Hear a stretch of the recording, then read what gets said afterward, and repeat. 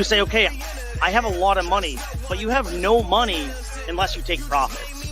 When the first ever spot ETF was created for gold 10x. And the only thing I really knew was Bitcoin at the time, so I just invested very heavily into that. Rode it all the way up. What's up? My name is Jeff. Even the creators have said it's going to be the predecessor of CBDC. What that taught me was that I need to be self-sufficient. A solid DCA investment strategy, and pretend the red sell button doesn't even exist. We about to go up like. Ladies and gentlemen, welcome to the Whiskey Wednesday Hangout edition of DJ and Roundtable. We got some awesome conversations that we're going to be having tonight. We got Nate, we got Will, we got Agent J, we got Zenith, and we have Apex Hex, Jeff himself in the house. We're going to be having a great conversation with Twinkie coming up here in about 15 minutes. So stay tuned for that. If you guys haven't done so already, if you guys are new to the channel, make sure you hit that subscribe button. Yep, make sure you guys subscribe. Make sure you like the video. Make sure you hit that notification bell. And last but not least, join our Telegram. It is free to join for now. A lot of great conversations that we have going on in there all the time, 24 hours a day. To those of you who are repeat customers, of course, we appreciate every single time you guys hang out with us. Keep that chat going. Keep it on fire tonight. We're going to have an awesome conversation. So, Mr. Nate McGettit, how are you doing, my man? How's work been going and what you been up to?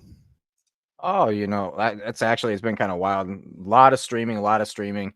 I feel like I'm just about doing this every single day now. So last weekend, I was like, you know what? I'm turning it off. I just turned everything off. I didn't look at anything. I'm just nice break. I had one of those. Sometimes you just got to take one of those recuperation weekends, where everything is like at peace, or at least as peaceful as you can possibly get it. But yeah, I tend to get it often. Yeah, man. I mean, I had noticed that, especially all weekend, man. Like you're usually pretty responsive in the chat and all that stuff. And I looked through it on Sunday, I think, and I was like, wait, Nate hasn't read anything in like 24 hours. It was getting to the point where I was about to message you, be like, bro, are you in the hospital or anything? Everything all right? But yeah, bro, I absolutely understand, man. You have to be able to take time off, de-stress, especially with all the conversations that we have going on in that chat and stuff like that. So glad to see you back, man. Excited that you're back. Mr. Will Stevenson, it's been a while since you've been driving around in the vehicle, man. Where are you headed to? Aloha. I'm just cruising around the Dallas area right now. I'm actually headed to Jake's Burgers and Beer, I think. It's in a part of Dallas up on the northern half, but I am cruising around. Yeah, it has been a while since I've done a car stream. For those of you folks at home who don't know me, you should know me. I'm Will Stevenson. I am the resident Hex Meetupper person. I travel around the states doing ironworking and things, and occasionally drive. So yeah, and when I'm not driving, I'm podcasting from a shipping container. So, but things are going good. I'm just cruising. So one thing I love about you, man, it doesn't matter where in the country you are, man, you're always down to stream. So hell yeah. Absolutely love that about you, man. Agent J, what's going on, dude? How's business going with what you got going on there in Arizona? What is up, gang? Glad to see you all again. As far as what's been going on, well, me and Zenith actually jumped on a stream yesterday. If you folks missed it, we went over Illuvium's State of the Union 2024 address. And to keep the TLDR version is basically we told everybody all the reasons why we're hyped up about Illuvium. There's a lot of reasons. Kieran addressed it at that address, and anybody who's not just a player but as an investor should be excited for what's to come with Illuvium 2, because there's no other, at least as far as to my knowledge, there is no other game being developed in Web3 right now that is doing what they are doing. So yeah, certainly excited for that. As far as what else I'm working for, I teased a little bit of this during the audio call with Dace yesterday. The team over here, DJ and Roundtable, we are developing something for our members that I think you guys are going to like. So I was working on that for a considerable amount of time today, up until the stream, actually. But other than that, man, business has been good. It's still a bit rainy here in Arizona. I think that rain from there was like a storm or something that came from the southern hemisphere, made its way up here, and so we've been having a few stormy weeks. So I try to get in work when possible, but if it's too rainy out there, I'm right here on my computer doing work for the DJ and Roundtable. But Other than that, man, doing good. My buddy Zenith, how are you, friend? Long time no see. It's been a little over 24 hours. I know we had a bit of a different stream yesterday, streaming at 4 o'clock instead of 6 o'clock, at least my time anyways. But no, that was a great time. I always enjoy thinking and flexing the brain muscle when it comes to game design. So it was great to talk about the Illuvium, State of the Union, and I think we also covered a lot of other stuff. Talking about Power World was pretty cool. I'll reiterate what we talked about yesterday. It's not a perfect game, but I like it.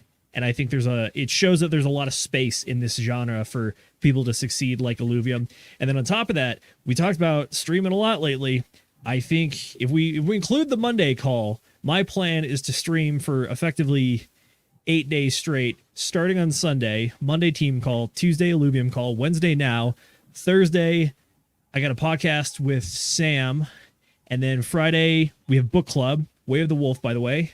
Whoop, there. And then, if you have been following me, I am posting that the Shrapnel Early Access is going live tomorrow through Saturday. So I will be streaming the game on Saturday probably, and then back to Sunday for DGen Roundtable. Good stuff, man. Hey, just real quick, Jeff, I want to give Zenith an opportunity here. Vets in Crypto asked a question: is anybody going to be attending the Pulse Chain meetup in Las Vegas? Ooh. Zenith, I know you're going to be attending. Did anybody else touch base with you? I know I had something come up. I'm not going to be able to do it. Are you meeting anybody from the team out there? I was talking with Will about it. I am all booked up I'm staying at the Link Hotel with a bunch of other folks. That was one of the two options for the Pulse Chain Tour website. They had the group rate on there. But yeah, I'm booked out. I'm probably going to be going to as many events as I possibly can. Will, are you showing up? I have no idea. If I do show up, it's going to be one hell of a last minute decision, man. I don't know if we're supposed to be going to go like do tower work in St. Louis in the beginning or in the middle or the end of March. It's all just subject to like, what does the customer want? And like, when do they want us to take these dishes down off of their tower? So like, I cannot make any commitments. I would like to go. Believe me, the desire is in my heart, but I don't have any hard yeses or hard no's yet. So that's going to be super cool though if Vets in Crypto ends up going over there. I remember watching his first stream that he did. Was it with Crispy Man? Who was it?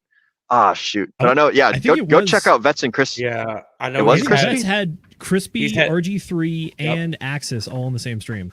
Yep. Oh, okay. That's excellent. Yeah. If you're not subscribed to Vets in Crypto, go over to his channel and give it a sub, like, comment, subscribe, all that stuff. He's a really cool dude. And man, his content is fantastic. So go give him a show him some love and whatnot. Absolutely. Yeah. And for anybody else out there that is coming to Vegas, grab me at some point, take a picture, do whatever. I'm not a celebrity by any means, but I love meeting everybody and chatting. And my goal is I want to try to record some short form content while I'm out there. And if possible, I would love to find some sort of recording studio and see if I can grab a few folks in like a morning or do like a lunch thing and actually record a small podcast or something. I thought that would be fun. You're going to have to work on your duck face. All right, Jeff, what's going on, buddy? How are things down in Louisiana? How's the business going? Hey, good. Same old, doing a couple estimates and the regular 9 to 5 typical stuff I do. But speaking of the Pulse Chain conference, I will not be going. Took that traveling money and DCA'd with it. But who is going is BitBoy. And that's something I'm very interested to see how that comes to be. Because, I mean, say what you want him about morals or whatever you want to say, but as far as what he does and what he can do and being entertainment and being able to draw his eyes in, he's really, really, really good at that. So I'm excited about the Pulse Chain Conference. So, yeah, Zenith, if you go there, maybe you can link up with him and talk to him about coming on the show. Oh, absolutely. I think, I guess this is maybe inside baseball, but I don't know if any of us on the team have reached out to Vets, but yeah, I think we saw you guys first at the Hex conference, and we're like, we should totally stream with these guys. So we're very interested. We'll say that much. Yeah, that'd be awesome. But besides that, speaking of Illuvium, I actually started playing yesterday, trying to test it out. And I don't really like auto battlers, but for some reason, this one I'm actually really enjoying. And what else? You said Shrapnel. I thanks to Mr. Agent J over here, got a free pass to Shrapnel. So if Casey's nice enough to let me be on his his live stream, maybe you'll see me and Casey either demolishing or getting demolished on Shrapnel. Look, I'm hoping that all of those hours on Escape from Tarkov are going to come in handy. I'm not saying I'm good by any metric, but I'm saying, like, I've wasted enough of my life on something that I hope it translates to this one. Yeah, let's hope. Hopefully the matchmaking works, because you heard about the game The Harvest. That was another Web3 game.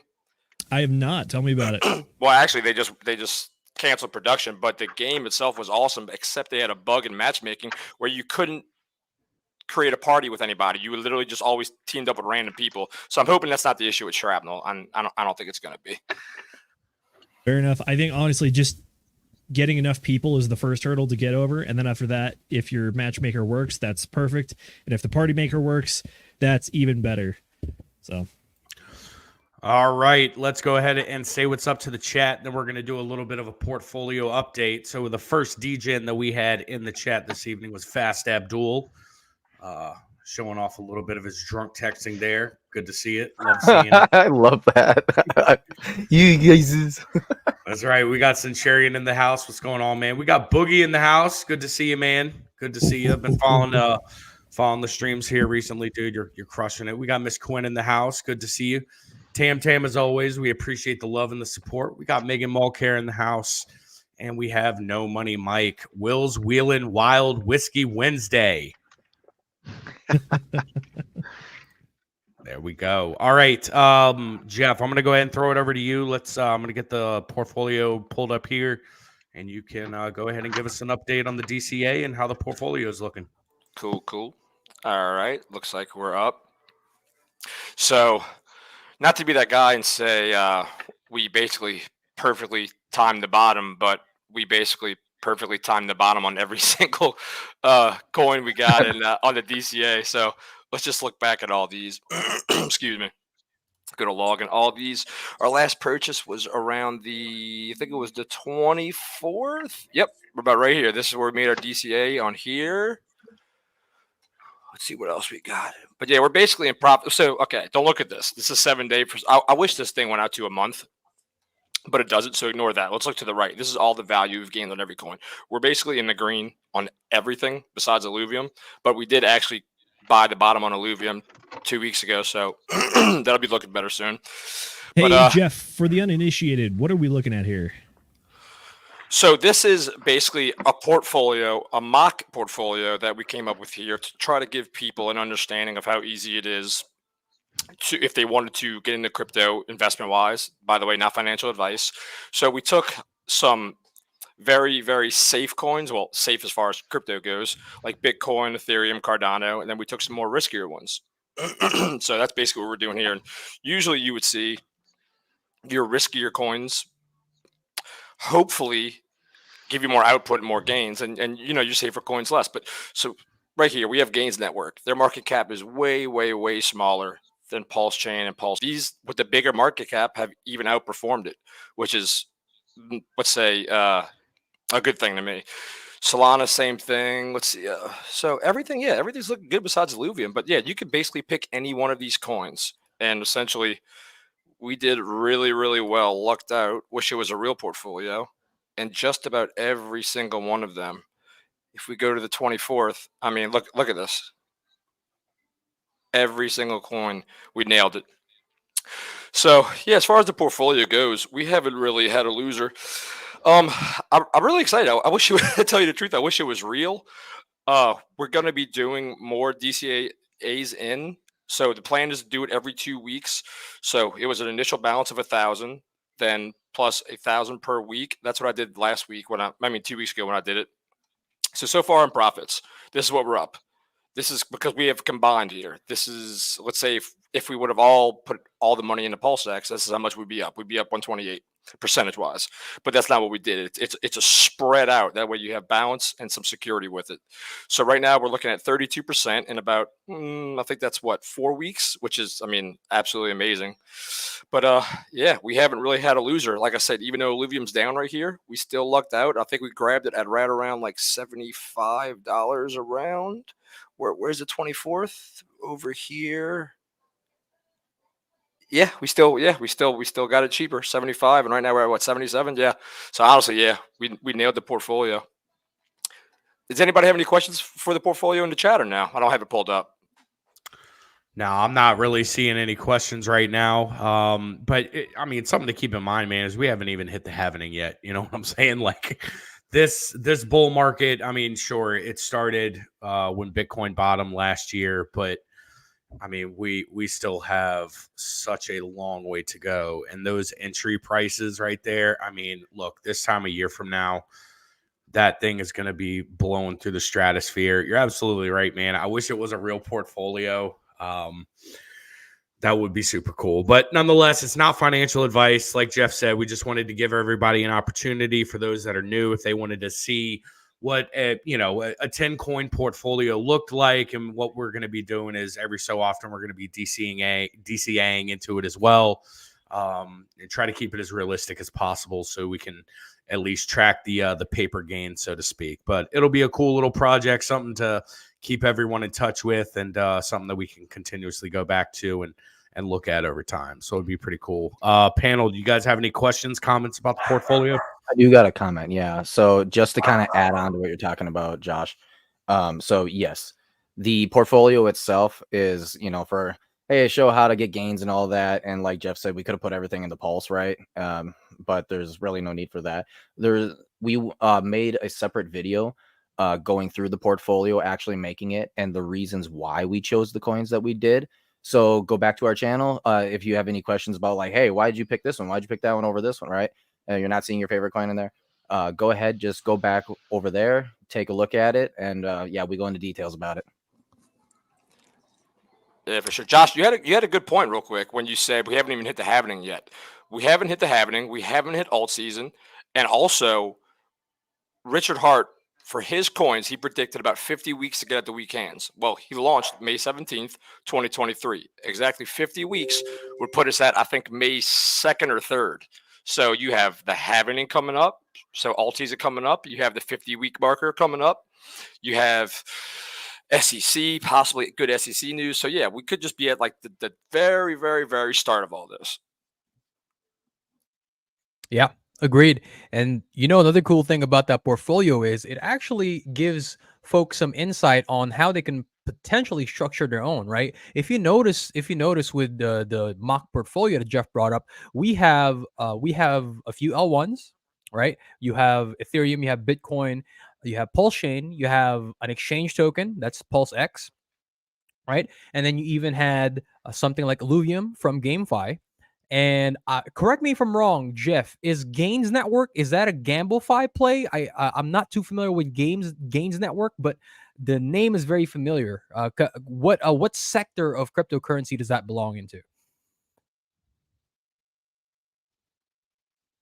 Oh, my mic's on mute. There you go. So it's basically a leverage platform. So Gotcha.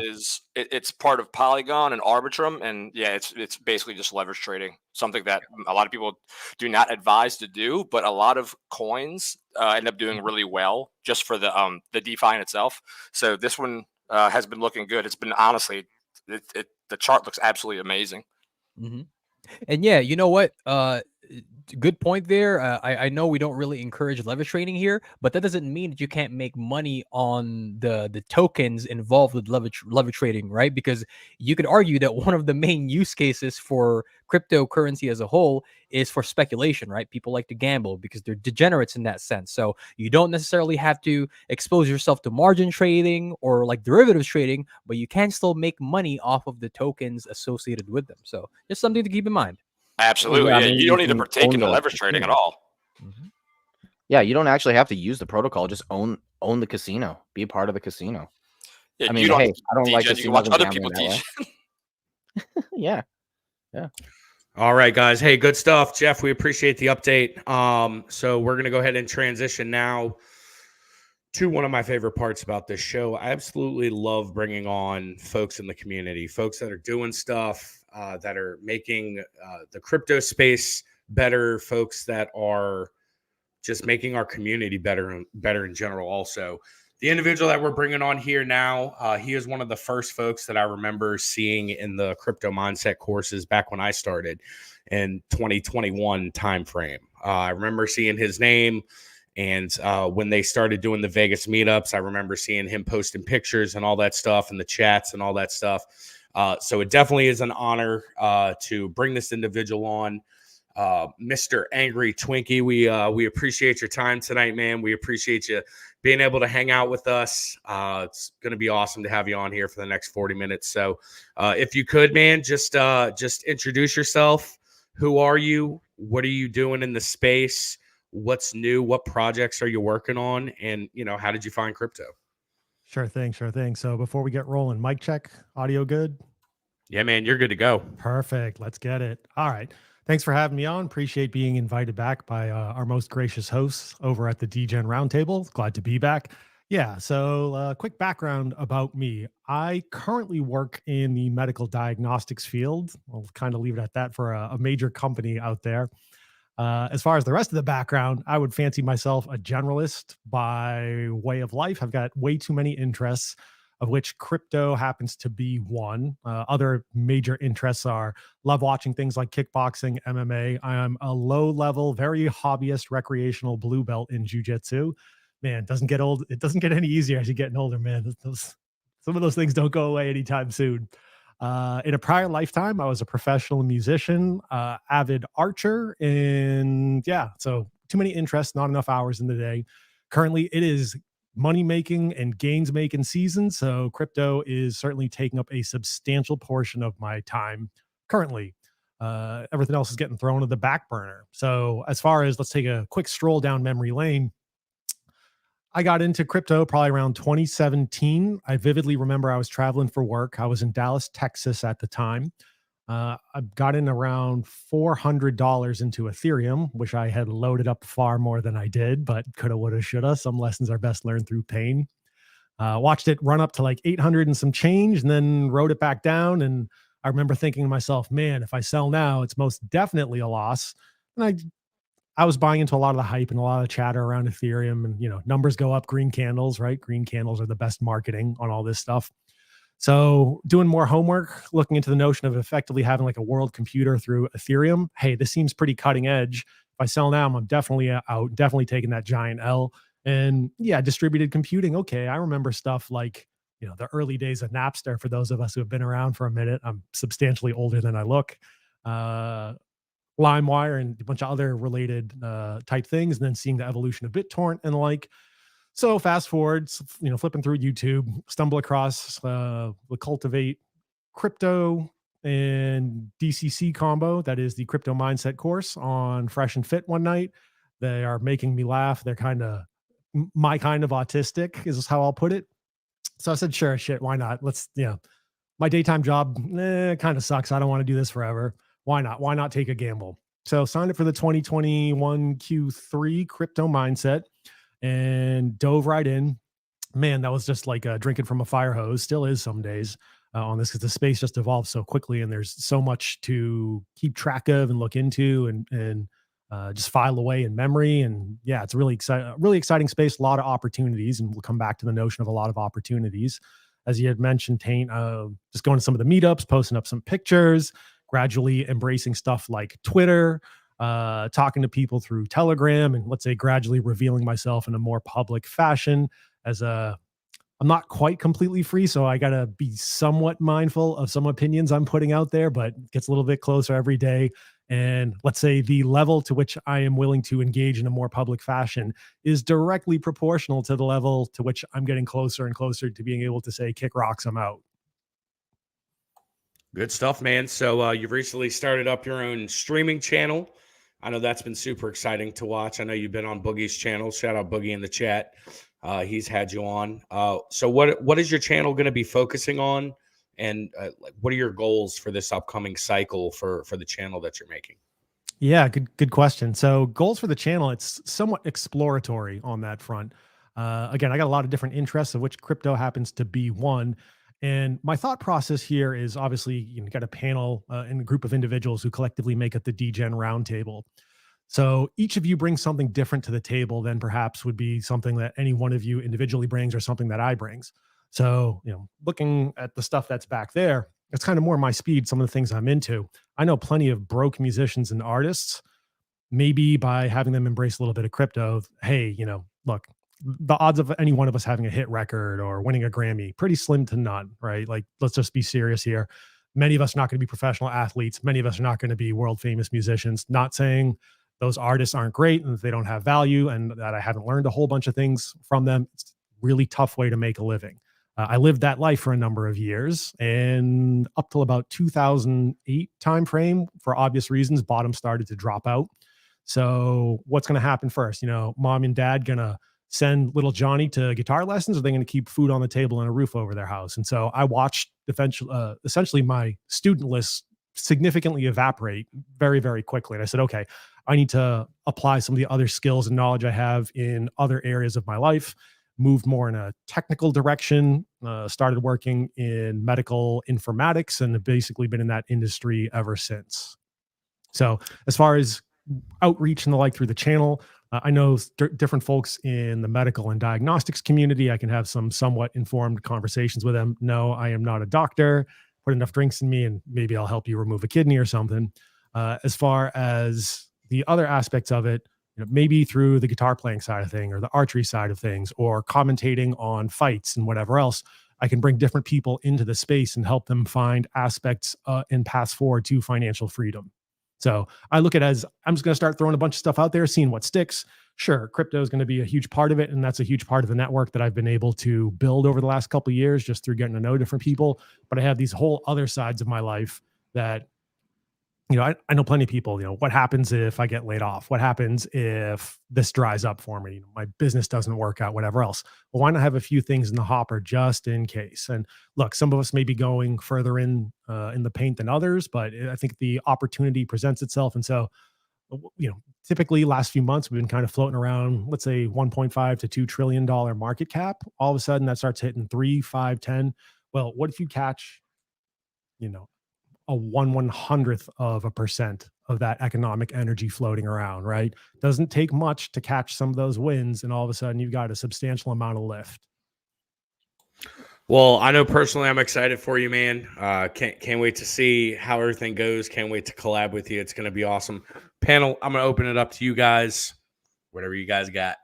I would like to put the panel on notice here for a second. Yeah, absolutely. I prepped one question here. I thought that would be a lot of fun for some of the folks in the audience, and maybe we'll kind of do our own pseudo crypto confessionals. What thus far is the biggest mistake you have made in the crypto space that you are willing to cop to? Who wants to go first? Well, how about this? I got a question first. All right. Okay, so whenever I see your name, I absolutely want to call you just one nickname, the Twinkster. Boogie. Yeah, that's the boogie effect. Oh my! Really, Nate. he does that too? All the time. Must be just the way our brains are set up. Yeah, for sure. And I think I might have told some portion of the story last time, but in case you haven't noticed, I'm half Asian, so yellow on the outside, white on the inside. I can tell by the eyes, brother. I see in widescreen. Well, I'll go first if you guys wanna leave it to me. Yeah, Do go it, ahead. Nate. I got one as well. The slaughter here. No shame here. Yeah, no, I've repeated this several times. I literally got into crypto just simply because I heard number go up and things are popping off and got to buy Doge and things like this. And that was back in 2021 and early 2021. And so I was just working really hard like I usually do, dropping a lot of money into it, taking out leverage, hilariously enough, borrowing from the bank, leveraging out my car to get even more money. And then I'm just following along with whatever the influencers were saying to buy. And then all of a sudden everything just drops. And I'm like, how do I get into one of these coins that goes up? So I ended up losing a lot of money. My savings, I put my savings into that too. Like I lost just about everything last cycle. Nate, So- you gotta put a positive spin on it, my friend. The positive spin Fine. is I'll get to the positive one. All right. So in Yeah. giving up on crypto all of 2022, I came back around, and this is at this point in time. This is when the Citadel was coming out, right? For Charlie Miguel, and it was brand new, right? It was still like pre-signups. I'm like, you know what? I'm going to give crypto one more chance. Only this time I'm going to pay someone to teach me first before I go just running around trying to do things. And that's when I took the dive. I jumped in, and I realized just how much I didn't know. And Twinkie, well, you were one of the guys in there who would drop a whole bunch of like these really big texts, and I'm like, huh? Remember, Tracker was one of them. Twinkie, Yep. you were one of them. I think Jason was one of them. Like, yeah, you guys just kept dropping these huge just text walls, and I was confused as all hell. So yeah, I was just lapping it all up, man. Zenith, you go next. Yeah, Zenith, what you got? So I am probably one of the few people in 2021 that did not make any money on crypto. And this is because I knew absolutely nothing at the time. That was back when I was still doing my stock and option trading stuff. And I saw the Bitcoin charts and I saw the Ethereum charts and I heard a little bit about it. And I was like, all right, cool. We'll just throw some money into Ethereum. I think I bought it around like 1800, and then it dropped like $100 or $200. And then coming from a stock person, I'm like, holy crap, this is a massive loss. I need to like figure something out. So then I was like, I'll try to just wait it out and see if it recovers. I just like wait. It took like a whole month to get back up to like $1,900 or $1,800, $1,900 again. And then I sold it there. I was like, I know nothing. I'm out. And then I watched the price go up to like 4,500. I was like, oh wow, that's How about you, Jay? You got anything you want to share? Yeah, nothing specific. I think I was very fortunate in that when I got into crypto, I already knew that I knew absolutely nothing, and so I didn't want to get into a space where I would be basically creeping into the dark, like in the dark. So fortunately, I found Charlie and Miguel, like a lot of other folks, through Fresh and Fit. They were there promoting their course, and I was like, "Oh, wonderful! Right? Here's a couple of guys who's into an asset class that doesn't have a large barrier of entry. It seems like it's wildly appreciating. I've heard about this Bitcoin from people that I respect over the past few years, never really paid attention to it, and so I chose to got in. If I were to pinpoint a mistake that I made, it's actually multiple, and that is in the beginning of my journey when I still knew very little, was that trading emotionally, right? I think a lot of that had to do with just a lack of knowledge. And that's why I fall so heavily back into technical analysis, is because like the math doesn't, it really doesn't lie to you. Like the numbers and the statistics don't really lie to you. And so that gives me a sense of peace to a significant degree. And that's why I fall back into it, right? But in the beginning, when I didn't have that knowledge, when I was still trying to learn the ropes, I traded emotionally a lot. Thank goodness, not a significant amount of losses, but I did lose a significant amount of sleep, especially during 2020, too, because as everybody knows, that was 2022 was the bear market, and I was there from the very beginning, and I wrote a lot of things all the way down. Thankfully, now that doesn't really happen. Portfolio is pretty much in the green, but yeah, man, there was a lot of emotional trading in the very beginning, and I got to be honest, what saved me was the fact that there was a point in time when I realized I was doing exactly the same things that I was doing when I was making mistakes in dating, right? Or like just making mistakes in people in general, right? And it's like reacting emotionally to things. And then I had to sort of fall back to, Rollo Tomasi, the rational male, what I learned from the red pill space to not react to things emotionally. And so that really, in combination with learning the ropes, learning the TA, having a bunch of guys, who are my colleagues and really good friends now, help keep me level headed. It's what saved me through that. But yeah, for me, it was a lot of emotional trading, man. A lot of emotional reactions to the charts. Will, what you got, man? You got a story? Yeah, so everyone hears my intro story at the beginning of at the beginning of every episode. You hear the clip of me saying, and I just kept buying Bitcoin, riding all the way up. What they don't hear is the second half. Like if you guys go way back to the beginning of the DGen Roundtable when we filmed our first episode and put it up, I talk about how I was buying Bitcoin the entire way up, all the way up to the top. I had I liquidated a retirement savings account that I had formed throughout my 8 years in the Marine Corps, and I bought Bitcoin basically just right before the top with a shit ton of retirement money, and then Bitcoin crashed, and then I was all out of regular people money, and I had to go and take care of real life problems and things, and so I basically bought the top and then had to sell to take care of some issues more or less at the middle of the bottom or the low. So like that is my that's one of my very embarrassing crypto stories. The other one is that I had heard about Pepe, the frog coin, right in the beginning when it had first started, and I was like, oh, that's stupid, I'm not going to buy it. And then it went up a shit ton, and I bought it really close to the end, and I still made like a fantastic like 4x off of my Pepe. But man, I really regret not putting the same amount of money that I would have put in Pepe like right in the beginning phases. That would have been chef's kiss. So one was I squandered, or well, I did everything wrong, and then the second one was I missed opportunity. So those are my two lessons. And like realistically speaking, those are probably the most painful things that I've ever done in crypto, and I'm glad that I did them, because like that has seared the peanut brain diamond hands mentality like into my skull, and so now I don't fumble bags anywhere near as bad as I used to. So that's You my want to fun talk stories. about frustrating, Will? Dude, that story about Pepe, that kind of happened to me as well, because you want to talk about past issues like giving you flashbacks, right?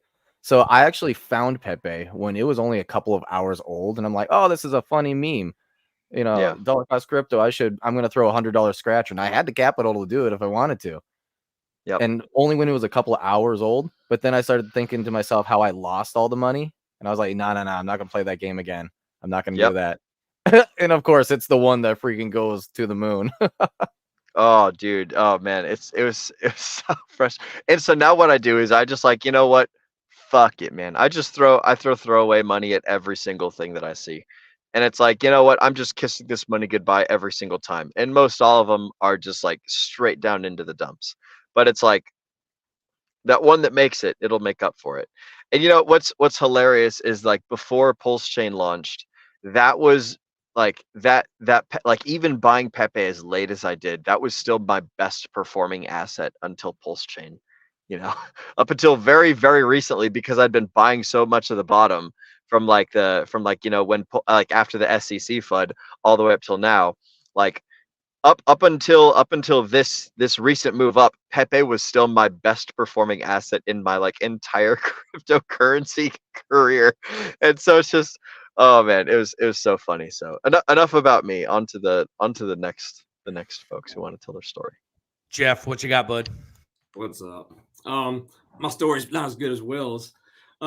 When I first got in, my brother called me up and told me about how he was into crypto, and I like to research a lot. I'm naturally inquisitive, so I started reading about Bitcoin, Ethereum, and stuff, and Cardano, and I went ahead and got all three, and I got it just about near the like exact top. So what somebody had to buy the top. I guess it could be me. So then as things would go down, I never stopped DCAing though. I never did. I did my research about the best strategies to DCA. So I kept DCAing over and over and over. And then after a while, I kind of got bored with it. And I said, man, I'm kind of getting bored. What can I do? So I started doing something really stupid, and I started longing and shorting, and I lost some coins that way. But it wasn't a lot. It was a small amount. But I mean, the amount of stress that it would put me under to have to watch it. Oh, should I sell? Should I buy? Should I sell back? And I was just constantly stressed out over it. So then I said, you know what, forget it. Not going to do that anymore. Cut that out completely. That's when I learned about Richard Hart from a good friend of mine from California. He was like, man, I want to tell you about this opportunity called PulseX. And he told me all about it. And that's when I sacked for it. And once I really dove into Richard Hart, that's when I really became a maxi in his products. But regardless, I swapped into basically all Richard coins, stopped shorting and longing. And yeah, I just DCA'd the entire way and never stopped. And there was many a times I'm like, God, I am an idiot. But as of right now, it's slowly creeping back up. So I'm still pretty hopeful. I gotcha. Yeah, I guess for me, it would definitely have to be buying into the super cycle narrative that was going on in like the early to mid 2022. I was still relative. I wouldn't say I was new into crypto at that point. I'd already put in some time into crypto, and I knew something in my gut was telling me, because I had already done so much research and learned so much about technical analysis that I could feel in my gut that, hey, look, the tides are turning. There's too much bearish divergence showing on the macro charts right now. But I bought into the super cycle theory, and I held on to stuff. And it wasn't until the summer that it sort of clicked with me. And I feel like I was convinced that the super cycle was invalid pretty much by May or June of 2022. And there were still echoes about people talking about it. There were, oh, there's going to be another fifth wave, or, oh, this thing's going to go up. But yeah, I believe I should have trusted my gut, and I'm definitely more prepared for that now. Got another cycle under the belt and all that good stuff. So ultimately it was trusting the 4-year cycle and going against my intuition and what I thought. So, Twinkie, how about you, man? Yeah. I guess if I kicked it off right, it's only right and proper that I got a answer for my choices on that one. So I see Brown out in chat saying "Rip CMC Q1 Q2." I was Q3 21 is when I started, so we got that nice summer pump. Some of the hard lessons I've had was, again, mentioned, got into ETH at around $400, wrote it up, wrote it down, wish I had bought more. That was one of the early ones. However, much like Will, it galvanized aspects of my choices. And I said, okay, shit, if I can hold through this, I can hold through anything in the grand scheme of things, sometimes to my detriment. One of the things I personally struggle with is, am I cutting my losses or am I quitting? And that's just something I think I'm going to struggle with always and forever. As far as some of the other, let's say, mixed choices that I've had, or suboptimal outcomes, certainly I bought my fair share of NFTs that went pretty much to zero. One of these guys is like some rich and wealthy chocolatier out in Indonesia somewhere now. It's like, funny, where'd that money come from? I know your name, brother. I'm just waiting. Let's see. I've had more than a handful of tokens go to zero. Thankfully, nothing that's address compromising or wallet compromising. And much like a number of other folks, I think it forced me to be a little more introspective and say, okay, I've been through the crypto mindset courses. I've done my own reading. I am missing some piece of this puzzle. What am I doing wrong? And that really made me take a step back and go, okay, do I want to be more of an investor or more of a trader? And so in my particular case, I've mentioned I'm pretty busy. I got a lot of other activities I enjoy doing outside of crypto. I have scaled back on some of those things in favor of spending more time watching the markets currently. So I know a number of folks here, you've got families, kids, other hobbies too outside of crypto. You're talking about job activities and the like. I'll be covering this in an upcoming stream. I think I'm going to try to get to a good chunk of this tomorrow night on my stream. Just some of the tools and things that I look at in terms of how can I be a little more efficient with my use of time. And I want to acknowledge we got chart wizards, we got FA wizards, on-chain wizards. Cool. I'm still one person. I appreciate having the community to bounce ideas off of in the grand scheme of things. I'm a big believer in you don't need to necessarily be a TA, FA, on-chain expert. You should not be glaringly deficient in any one of those aspects. You at least got to have a good fundamental base. Sure, you may excel in other areas. You may be awesome at networking, getting inside scoops, but you should still be able to crack open a chart and take a look at some basic things, or take a look at on-chain data, or perform your due diligence in the background and come up with some basics. So I realized I am more of the investor type of individual. So to that end, given I also have a current major value on my time, and just, here's just a real quick detour on how I look at some things.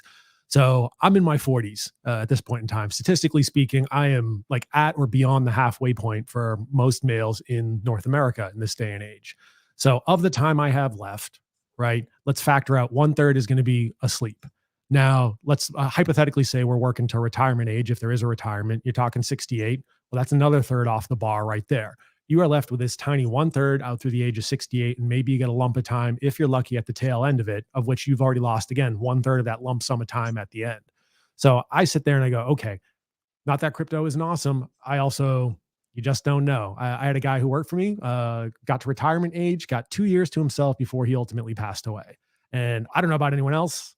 That ain't good enough for me, bro. So No. I'm here to play for keeps in the grand scheme of things without being completely, entirely reckless and looking for some good, solid asymmetrical bets. As I continue to work through the space, there are certain things that I can apply from my day-to-day job that I think about as being ultimately useful in the crypto space. And so I know many of us, we like to look at charts daily, right? It's interesting content, keeps us fresh, keeps us sharp. One of the things I think about, though, is if everything is normal and operating within normal parameters, do I care? And I'm not sitting here to like preach this on anyone. I'm just telling you, this is how I look at things and how I think of things. If everything's in normal operating spec, do I care? Personally, no. I'm interested in approaching exceptionally good and exceptionally bad.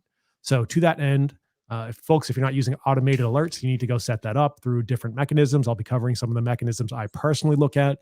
And even then, I try to front run some aspect of it. So we talk about psychological levels, right? People are going to be looking for that 10x, that 100x, that 1000x, so on and so forth. Well, maybe I'll start my DCA drip feed at 7.5, 7.8, 8.2. Just try to front run some things on the way out. The other major lesson I learned watching aspects of my portfolio run way up, run way down is capital preservation. So things like tax loss harvesting, or being more willing these days to try to cut out of positions and just accept, hey, maybe this one's an absolute winner.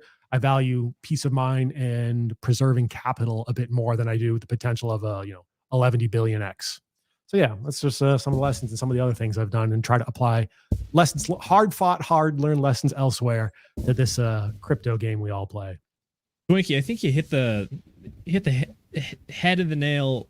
Whatever. You had a nugget of truth there when you said, am I a trader or am I an investor?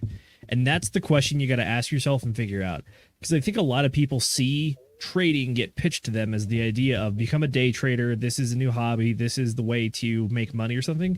But it's one of the lessons that I actually pulled out of Reminiscences of a Stock Operator. Is the author of the book talks about how there's this one old guy in his trading firm who says these like weird things of like, oh, it's a bull market or it's a bear market.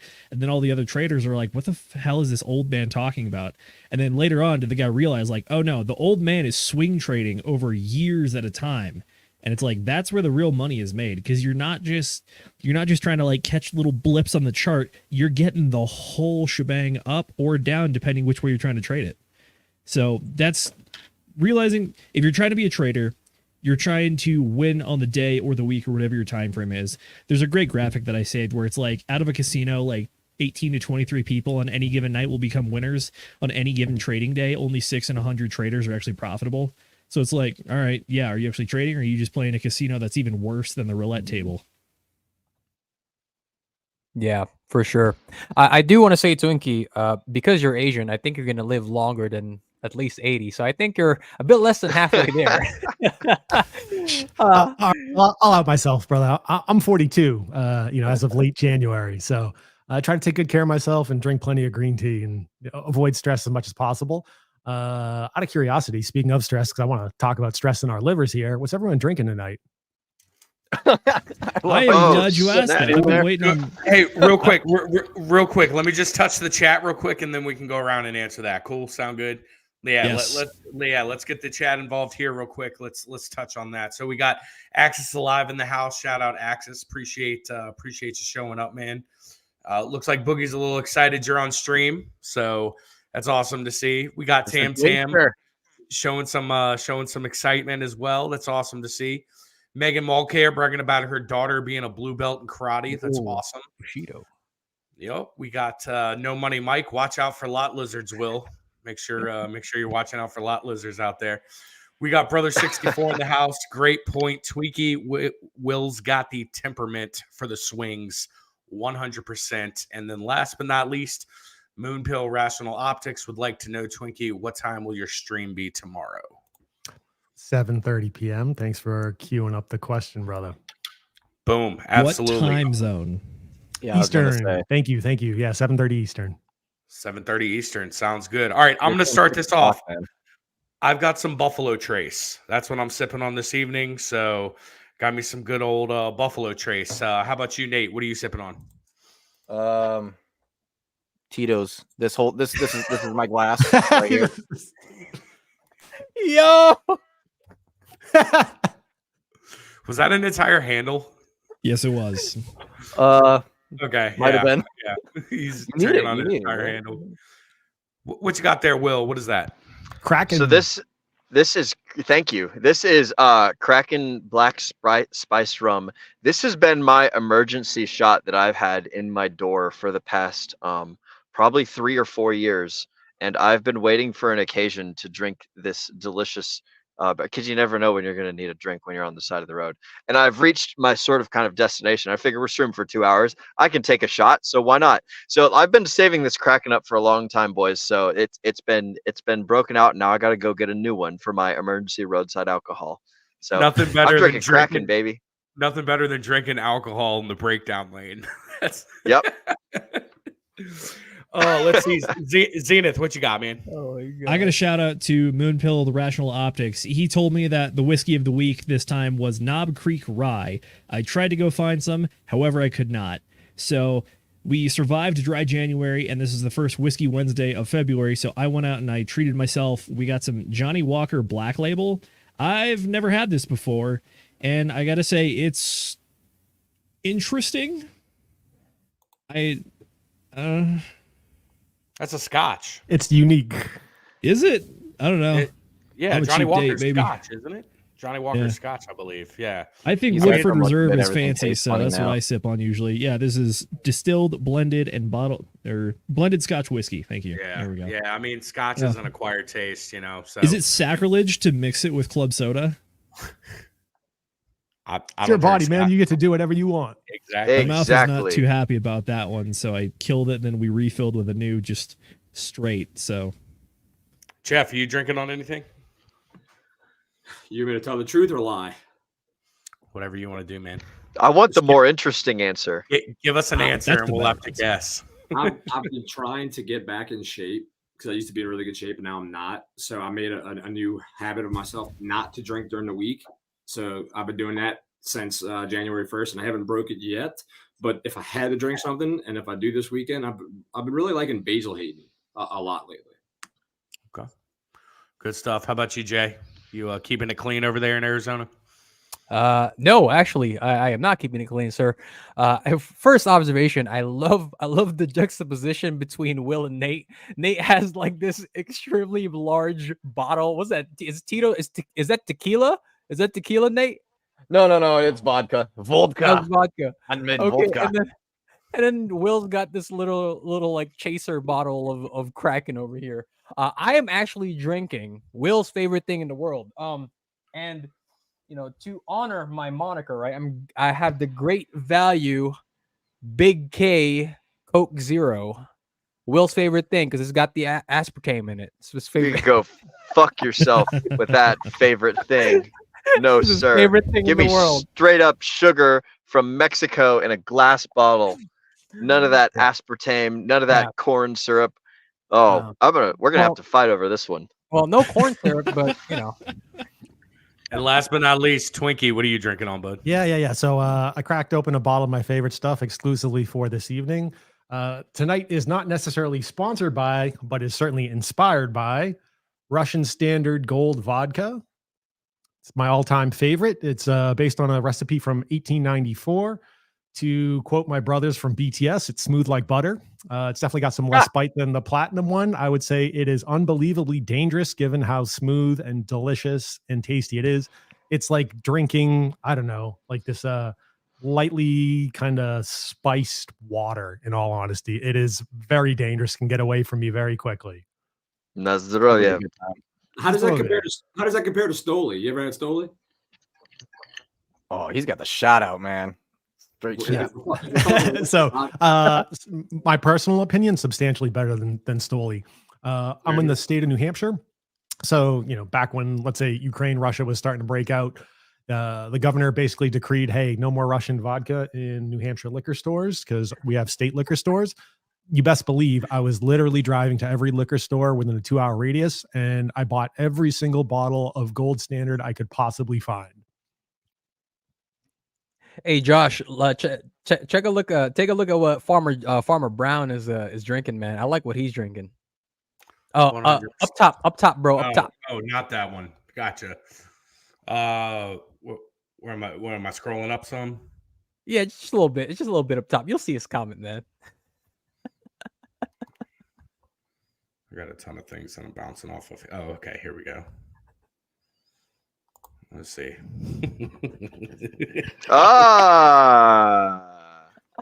This freaking comedian over here. What the hell? Shout out Brown. He's always coming. Farmer J, man. He's got that Asian fever, bro. He got that yellow fever. I gotta say. Oh wait. Oh Jesus Christ. All right. You okay, Will? Okay? All right. I don't know what's happening right now. So I saw his cocaine comment, not the breast milk comment, and now I'm just like, oh, this is just like such a wonderful like conglomeration. Just like if you guys ever have the wonderful opportunity to meet Farmer J or Brown 310, however you guys know him, I highly recommend you meet this character. What a fun person he is. Oh my God. Yeah, you got to 10 out of 10. Pass where he lives. Yeah, for real. Right, I'm going to rein it back in here, gentlemen. I'm going to rein it back in here. We got about 4 minutes left with Twinkie before we hop into the hangout portion. So were there any final thoughts, final questions that you guys wanted to pose to him before we hop into the hangout?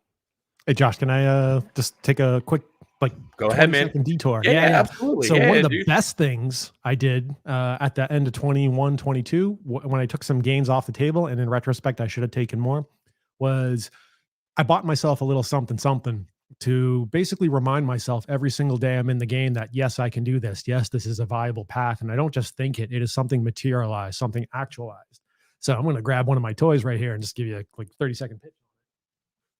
So this is a Reverend Pete Anderson Eastsider tee. It is one of 3 in existence in this particular configuration. I bought it at the end of 21, paid for by Phantom and Solana.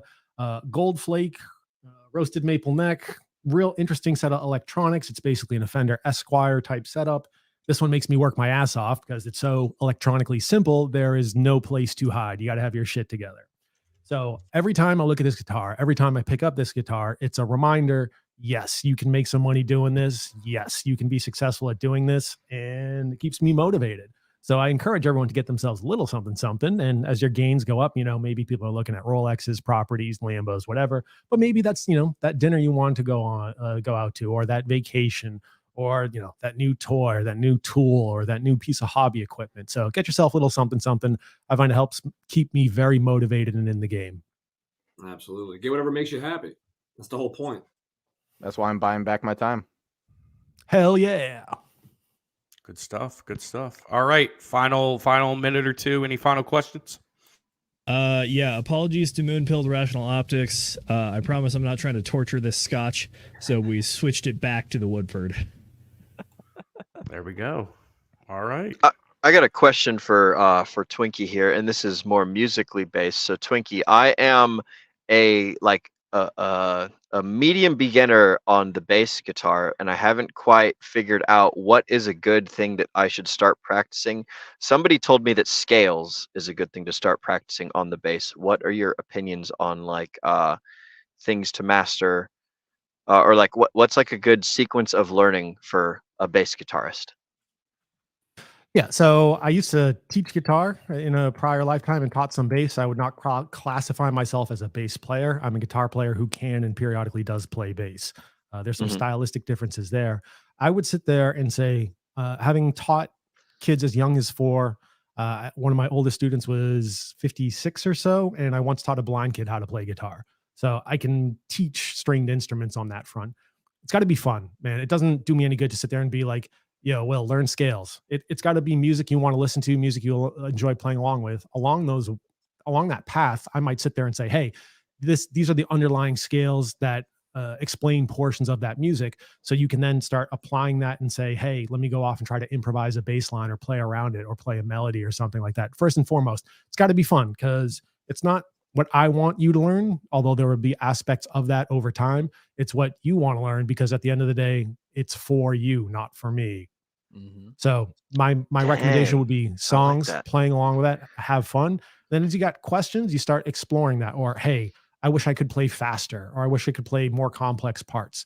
Then you start looking at your limiting factors, just like anything else, and you start eliminating those variables or addressing the problem at hand. And then you skill up and rinse, repeat.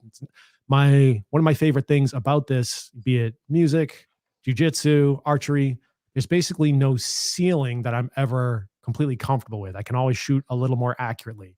I can play more cleanly. I can roll a little better and not get tapped out so many times.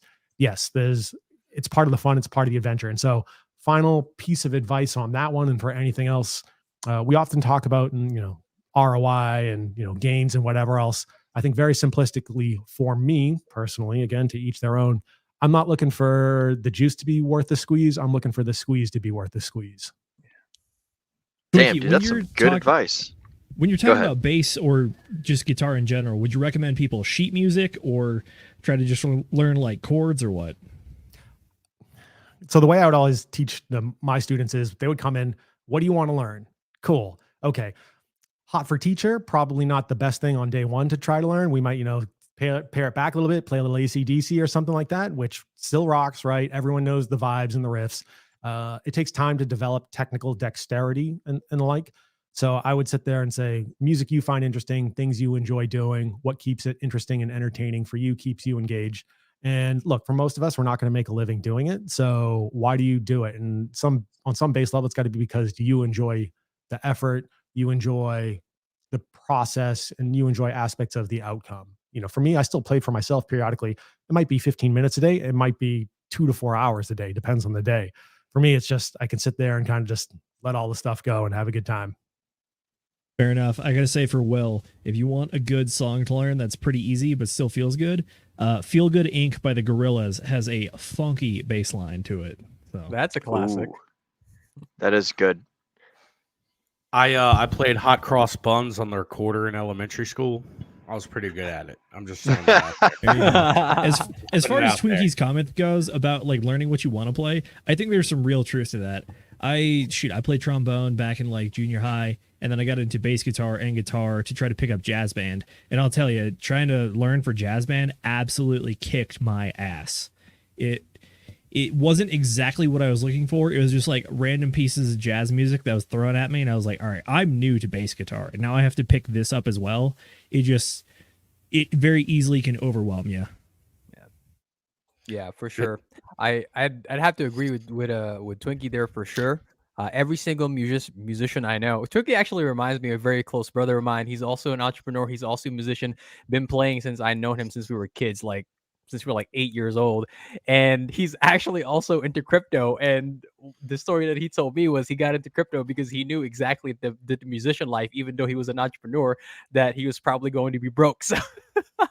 So he actually learned crypto and he learned how to day trade and stuff. So I thought that was super cool. But yeah, man, learning as a musician, learning I think is most effective when you're playing along and learning the songs that you want to play. Because when I learned, I only know how to play one instrument, and it's the ukulele. And I remember when I got this tiny little guitar, I remember I was like, I want to play country music on this thing. And even though there weren't a lot of country music covers, I found them. I remember the first song that I learned how to play on that was "I Want to Dance with You" by George Strait. So yeah, I totally agree. Learn what you want to play, because that's just going to facilitate and make your transition into it a lot quicker, right? So for me, the overlap is, and I think, I wouldn't call it a superpower, but I've been playing music for a long time. And as you sit there and you try to learn certain pieces of music by ear, and again, I'm old enough there wasn't YouTube videos on this kind of stuff. You had to sit your ass down and learn from the radio, like rewind the CD 11 billion times and try to pick it up by ear. I'm grateful for it. I don't profess to have the best ears. I certainly don't have perfect pitch, but I can figure out general pieces of music okay-ish. It's not necessarily my forte or, my particular talent on the instrument, but it definitely helped out my ears on that front. And then working at different tempos. So for example, in music, if we're talking like 60 beats per minute, that's 1 beat every second, right? If you double it, 120 and rinse repeat, all of a sudden you can start taking in a lot more auditory input a lot faster than the average person around you. So we talk about, hey, listen to podcasts if you're on Replay Gang, 1.5, 2x speed. What if you can do that with everything? Doesn't mean you're going to retain everything. Means on an auditory level, you get twice as much information presented to you in the same span of time. Good stuff. Good stuff. Hey, we got to transition here, Jay. We got to. We're on a hard time. Yeah, go for it. Go for it. Take the last 30 seconds here, Twinkie. Let everyone know where they can find you, and give them your information. And then by all means, hang out for the hangout session if you want. Yeah, sure. I'll be hanging out for a little bit here. Appreciate that. Thanks again to the DGen Roundtable team for having me on here. I can see I'm sipping on that vodka, it's starting to catch up a little bit. You can find me at Mr. Angry Twinkie on socials. Catch my YouTube stream. I will be streaming tomorrow at 7:30 p.m. With respect to some of the tools and some of the things I just set up for myself to try to improve my odds of success in this game. Keep your eyes peeled in the chat. I periodically post just some of the moves I'm making. For example, I recently sold out of 22% of my Bitcoin position based on my entry position to snowball into some other tokens to try to compound those gains. Posted some additional spreadsheets and the like. So stay tuned. Happy to be part of the broader community. It's been a great group. I look forward to meeting some of the folks I haven't yet met in person. And if you're going to be at the Pulse Chain Tour, I'll be down there in Vegas. Feel free to say hi if you see me. I'll see some of y'all down there. It's awesome, man. It's absolutely awesome. Like I said, we're excited to see your stream take off. We're excited to collab with you and everything. So I think it's long overdue, and I think you're doing something awesome. So kudos on that. Glad to see you grinding, and it's going to be awesome to see. So appreciate you hanging out with us, man. Yeah, please hang out. Now we're going to transition into the hangout portion. Nate, did you throw the link in the community chat?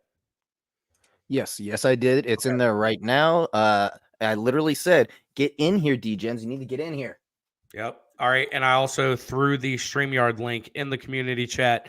We got someone backstage, and I want to give you the opportunity to introduce this individual, and we'll chat with him for 10 or 15 minutes or longer if nobody else wants to hop on. But if you guys want to hop in the StreamYard, hang out backstage, we're going to go ahead and open it up now. So, Nate, go ahead. Yeah, right on. So this is going to be Mark here. He is the founder and owner of The Forge, which is going to be Pulse Chain's first launch pad. Now, you guys know I've been talking about the bull mindset. Hey, how's it going, Mark? Hey, thanks for having me. Hi. For sure. Yeah, so you're creating Pulse Chain's first launch pad, correct? Yeah, I wouldn't call it the first launch pad. There has been other, there's been Pulse Pad and things like that, but we're actually, we're calling it the Forge because it's not just the launch pad. It's, first of all, it's decentralized. It's a decentralized launch pad and incubator and an entire network that supports any kind of new projects that come into the ecosystem with, mentorship, community feedback, and of course, funding. Yeah. So this is actually something that's I've deemed to be very important for people in the bull mindset. So when you're in a bear mindset, right, it's kind of like you're looking for a good project that's going to last a good time, right? It's not going to have issues like something like FTX, right? And then go down in a spectacular fashion. It's not going to do that, Instead, in the bull mindset, you're going to look for things that are really cheap. You're going to look for things that are brand new coming out, things that have the potential to, let's go ahead and admit it, pump up, and then it drops majorly. During the pump up, you can get into the ICOs or launch pads, right? Pump it up, and then you can pull some profits out of that. But then as it goes back down, this is when, if it is a good project, you can put more capital back in as kind of like a scratcher bet, right? And then just watch it go off. And you can be a part of all that. And so when I saw that you were making this, like, I didn't know that there was any launch pads on Pulse Chain. And so when I saw that, I was like, oh, this is the first one. And I literally really couldn't find any. So, I mean, not enough research on my own part right there, but really happy to see that you're putting this together. Because I know that one of the number one things that you said you're trying to solve, like the problem you're trying to solve, how do I want to put it nicely? Sacrifice rug pulls. Yeah, it seems like that's what you're trying to do right there. That's one big part of it. So you guys know Jay from Hex Pulse Info? Maybe not. But anyway, so we work. Hex Pulse Info has a has a list of all the sacrifices that's going on and stuff like that, and they're tracking all the performance basically. So it's one of the best places to get information. And I started working with him and Mendingo, and they have a crew because we actually have a platform called Curator. It's spelled Cyrator, but Curator.com, where people, actually all of you guys, you can sign up as analysts and you can share, your insights on tokens that you trade or invest on and things like that. So we've been building that for about a year. Have over 4,000 reviewed there, and many traders, many investors. We've built that, and then we came to these guys and talking about sacrifices. And Jay said that we really we want to have the community to review projects together that would go into a launch pad and run sacrifices. But then we also want to prevent these rug pulls. And how do we do that? So we came up with the idea of doing it with smart contracts instead of a wallet, right? So instead of people just sending money to wallets that go directly to projects where they can do whatever they want, you would have a smart contract that they can open for a sacrifice. They can put in milestones that they need to achieve, and then people can actually sacrifice into that smart contract, and the funds would only get released over time. And if the project doesn't achieve its milestones, we have a decentralized mechanism where the community can come in and vote to freeze those funds and eventually return them to the people. Of course, the project will get some initial funds out of it, and they can set that when they start the campaign. But let's say they do raise, $100,000 and they get $10,000 as their initial funds, and then they run away and don't do anything. At least the other 90,000 are safe and can be returned. And the way we do that is governance NFTs, 5,555 governance NFTs that are going to be given out to a big chunk of people who are very influential and dedicated to Pulse Chain, and then others will be sold. And these are the guys who can use these NFTs to freeze funds and things like that. And in return, of course, they get rewarded with tokens from all the projects that come through and things like that. So that's one aspect of this system. But as I said, it's a network. So my side is more the review part, which comes from the Curator platform that we've built. And then Hex Pulse Info's part is the smart contract. The NFTs are a third part, and we invite anyone in the community to come in and provide additional services as well. So, if someone maybe wants to do a KYC service or something like that, they can plug into the system. That Mark, makes sense. I have a few questions for you here, actually. So, I think launchpads are super cool, right? And you said in the beginning when you came on that you provide the folks who want to work with you basically I'm assuming you have like a platform and tools that can help them make that transition easier. You said you provide mentorship, and you also I believe you said you provide like capital. My first question is, how does a project qualify to be able to work with you and your team? Like, what are qualities that you're looking for? So I need to say, we don't provide capital. So we're providing the platform for the community to provide the capital in a better way, just kind of like a traditional launch pad.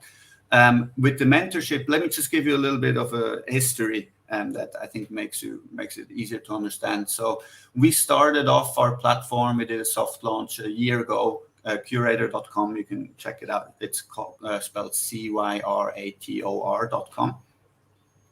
And our goal was to just pretty much for us, traders and investors and everything, to have a place where people could write reviews about tokens, and we want to make it not like Twitter or Telegram where you can say and chill whatever you want. You have to be accountable. So people have to stake tokens to write reviews and things like that. They can be slashed if they promote really bad projects. That's how we started. But after about half a year, we had a lot of projects that came to us, very thankful for the reviews that they got from the community. And over time, it developed into what we called private reviews, where also a lot of launchpads and incubators came to us and they sent projects through our platform and said, can we do these reviews in private? So a project comes and then these analysts, investors, traders, they review the project and then give it a rating. Usually it's 1, 2, 3 stars max, right? And then the project can take that and iterate on it and then come back for a second round and a third round. And only once they fix a lot of stuff, they would go on the launch pad or wherever they are, or to VCs to get funding. So this happened very naturally.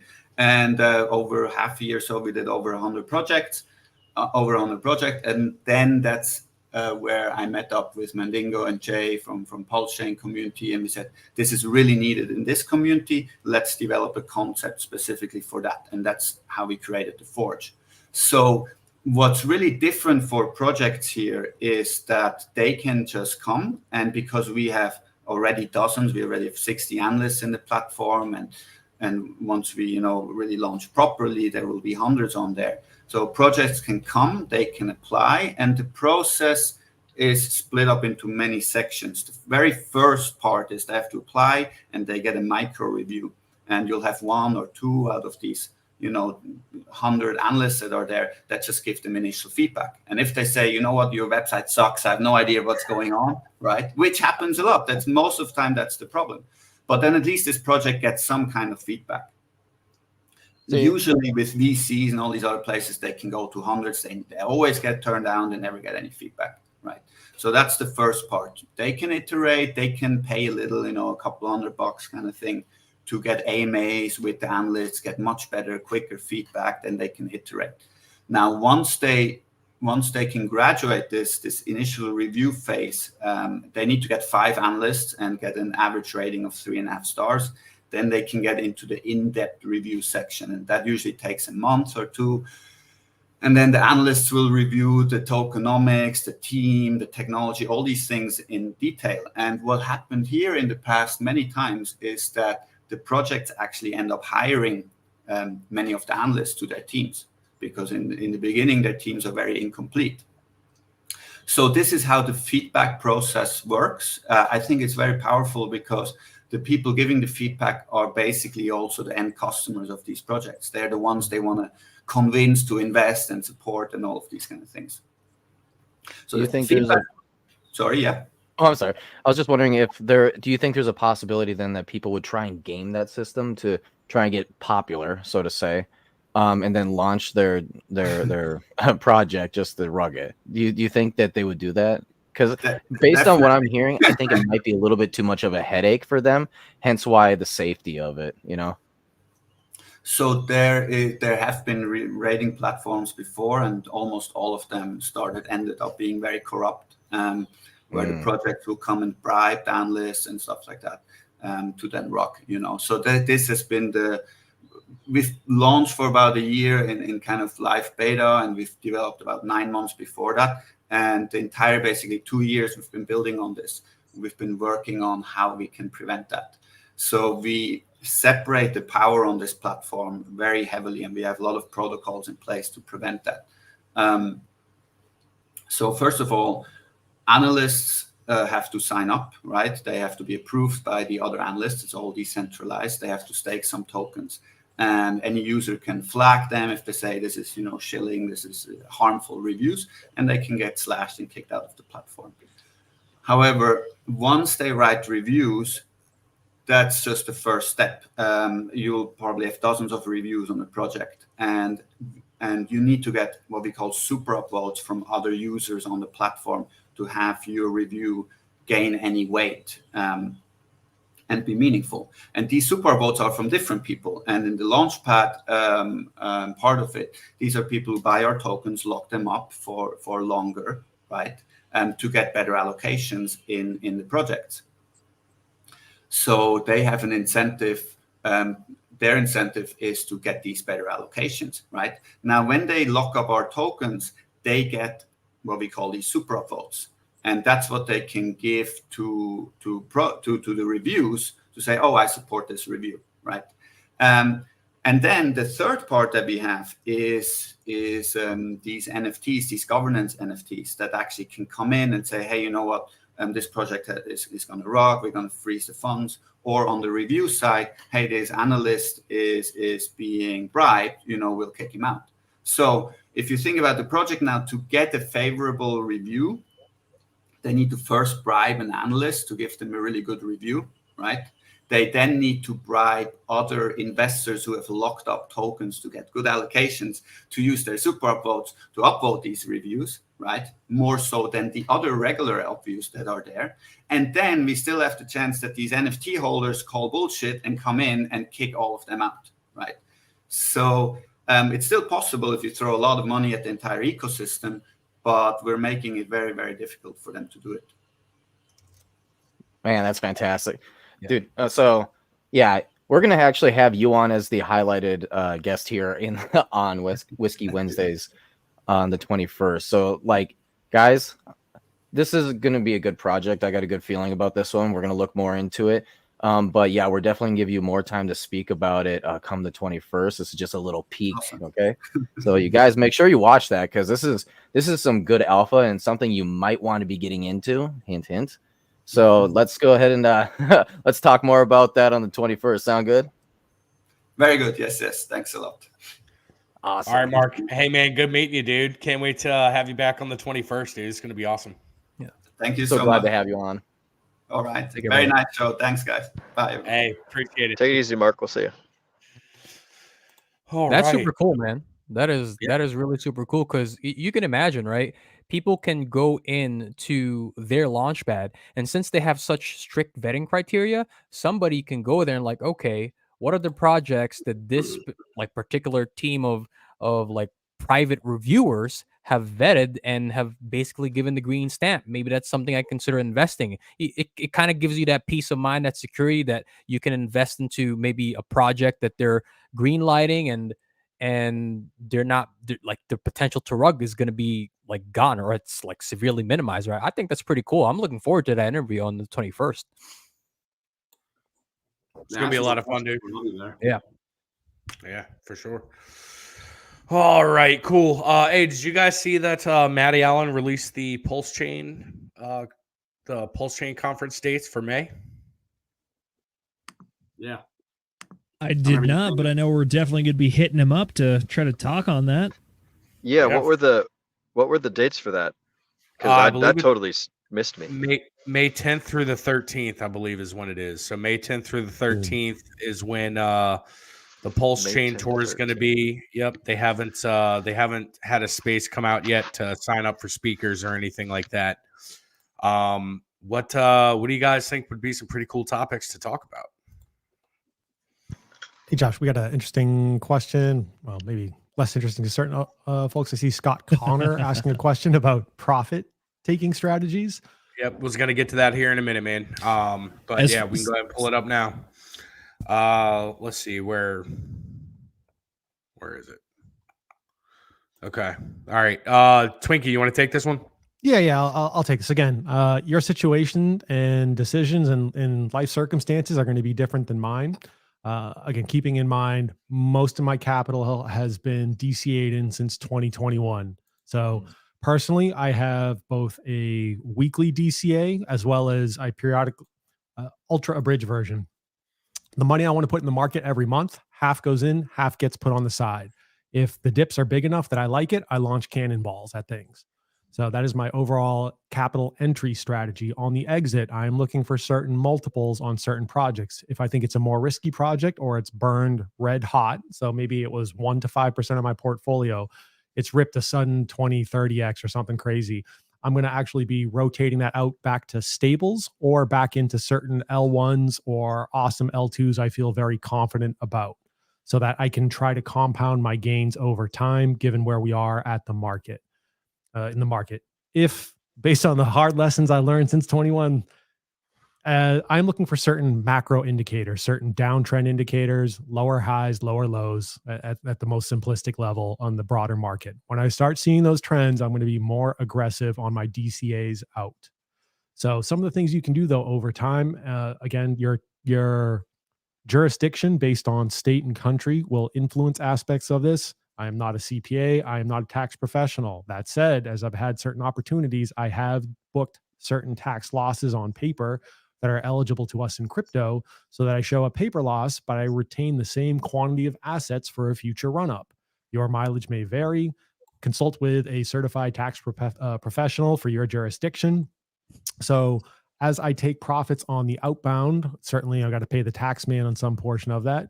I will not completely exit the market. I will likely funnel aspects of that back to Ethereum and or BTC. However, the vast majority of it, I do anticipate taking it back to some form of fiat currency to have sitting on the sidelines for the next cycle, or to deploy into other things like side businesses. I'm looking at things like gas stations or refueling stations, convenience stores, vending machines, real estate. The list kind of goes on and on. Things that will generate additional yield and cash flow in assorted forms. So that's my personal strategy on that front. That may all change on a dime depending how this market shapes up. You never know. Anyone else want to comment? Yeah. Sure. So Go one of for the it, things Nate. that he's mentioning about how Miguel says you get wealthy in the next cycle. It kind of depends on what you're talking about, what you consider to be wealthy. I would consider wealth as a means in which you do not need to work like a job to actually live a good, happy life. And that is going to be contextual to what you are preferred with, right? Same thing happens with retirement. If you have enough money, enough capital to put into something that yields you out, something like maybe $1,000 a month, but you can live the type of life you want to live, and you don't got to work a job, and you're just happy with that. You are now wealthy. You don't have to work a job. You can retire. There's a lot of people who say, "Oh, you can only be wealthy if you have $10 million in the bank." And then also you're making like $10,000 to $100,000 a month. And it's like, okay, now you're wealthy. It's like, well, I mean, if that's your lifestyle, maybe it is, maybe it's not. You need to understand yourself a little bit better if you want to understand what wealthy is. And so, my answer to you, Scott Connor, is it depends on you. It depends on what you think you're looking for. Like I said, I'm looking to buy my time back. And I'll be just fine and dandy if my lifestyle technically stays the same as it is now with the amount that I'm making now, except I don't have to go out to work every single day to make it happen. Instead, I can sit in the house and do all the hobbies, the many multiple hobbies with So Twinkie. I get you on that one. You don't have enough time in the day for real. But if I'm able to just sit all day at home doing those things instead of having to go out and go work, right?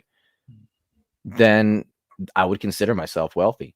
Not only that, but I'd be in a position where if any of my family is in trouble, I've got all the time in the world and the skills to be able to go out and help them. Mhm. So yes, I would consider that wealthy. Yeah, good points there, Nate. So I'm going to answer Scott's first question here. He says, anyone have an exit plan? I've been pretty upfront with my exit plan. It is and this is on the assumption that we know exactly when things are going to top out, right? I am going to dollar cost average almost, I would say probably 95%, if not 100% of out into crypto, into stables or fiat. And the reason for this being, I know a lot of people make the argument that they don't want to pay excess capital gains, either short term or long term, on their crypto. And that's the reason why they're going to keep it in the market. And my argument to that is, and why I'm exiting almost 100%, is because no matter how good a project is, you don't know what this market is going to do. You don't know who's going to survive, who's going to thrive in the bear market. Right. And even if a project is so good that they survive the bear market, the chances are they're going to drop anywhere between 70 to 99 to 100%. And so even if I was to pay, hypothetically, long-term capital gains on every single one of my assets, I would rather take the chance of taking a 30% haircut on capital gains than taking a 99 to 100% haircut because I wrote it all the way down. That doesn't mean I check out of the crypto space, right? You wait for your opportunities to enter back in. You wait for opportunities to look at new projects during the next bear market that is going to pump, right? But as far as the exit strategy, it's almost 100% getting the hell out and then coming back in once we're at the bottom of the bear market. So that's me personally. Scott, not to get too technical crazy with this, but one of the ways that you can build an exit strategy is to first have a working theory of how you view the market as a whole. So personally, and I think some of the other folks on the DGen Roundtable will agree with this one, is that we operate off of the 4-year Bitcoin cycle. On top of that, there's also Hart's Law. It's the idea that through liquidity providing and bonding, all of the coins are tied together. However, some of the coins move first and harder than others, and then later on, some of the coins might catch up and move harder than Bitcoin or even some of the layer ones. So personally, the way that I look at it is Bitcoin is going to lead the market. It is always the first to move, but it's never the largest to move, so to speak. The market cap is so large that it takes a lot more capital to move the price a different distance than a smaller cap coin, which takes a lot less energy to move it a lot. So one of the things that I'm personally anticipating is that Bitcoin's going to move first. Then we're going to see a lot of the other L1s like Ethereum, Solana, Cardano, that kind of stuff. And then after that, we're going to get altcoin season. And then finally, after that, you're going to get a very brief and aggressive NFT season if you're into that sort of thing. The key is that this is a time-based theory, which is that we are operating on the 4-year principle. So theoretically, in November or December of 2025, Bitcoin will actually hit the top on the top of the hockey stick, and then it's going to shoot right back down. The goal is you want to be out either at the top or right around it. Or another way to secure gains in the long term is that, like Twinkie talked about earlier, is when you see certain multiples, you take out certain percentages of your initial investment. For example, if you hit a 2x or a 3x, you could take out enough money so that it covers the initial investment into the system. AKA, like, you hit a 3x, therefore you take out 1/3 of the coins. That would equal the initial principal amount that you put in. Again, none of this is financial advice, but this is what we do. And then also at the same time, if you want to look towards external factors, one of the famous meme ones is the Uber driver or the stripper index, which is that when all of the normies, including the strippers and the Uber drivers, start talking to you about cryptocurrency and be like, oh yeah, this is the next big thing, I might get in on this in addition to my real estate license. That's a signal that maybe the market's gotten a little too hot and it's a good time to pull chocks and get out of there.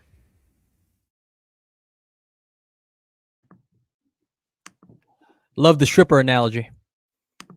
Look, man, we're just getting ready for Vegas, all right? But no, so I think all y'all made really good points, especially how Nate was saying the amount of money he would need to be wealthy. Well, if you think of it this way, you don't need to time the top. You need to time what you need. So let's say all of a sudden you can reach the amount that you're targeting that you would have to be successful. Well, it works two ways. Say you hit that number before the top's in and you sell, well, then it's a win. You got what you needed. And say you didn't time it properly. You still got what you want, but the price continues to go higher, but then eventually it will go down. So you can always buy back in later. So it's a win-win.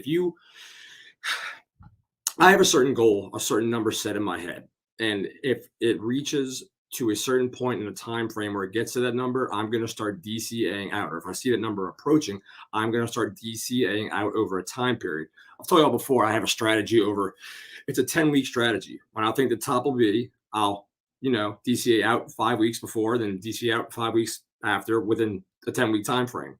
But let's say all of a sudden that I'm going to make a number up. Let's say I want to make $10. And let's say on week 2 or week 3, it hits $11. Well, I've already blown past what I wanted to be. Maybe I'll take 90% out and I'll leave 10% in. So maybe I can, maybe in case it pumps more and does something crazy, I can catch it. But I already went over my goal. I'm leaving a little bit in case it pumps more, but I've achieved what I've wanted. And if it doesn't go, okay, great. I got what I wanted. I can buy back lower. Honestly, though, like it's going to take a tremendous amount of discipline to make money in a crypto market. Like, I hate to say it, I don't want to be the bearer of bad news, but a majority of the people in this chat, a majority of the people in cryptocurrency, period, they're not going to really make wealth, like life-changing gains, because it takes a significant amount of discipline.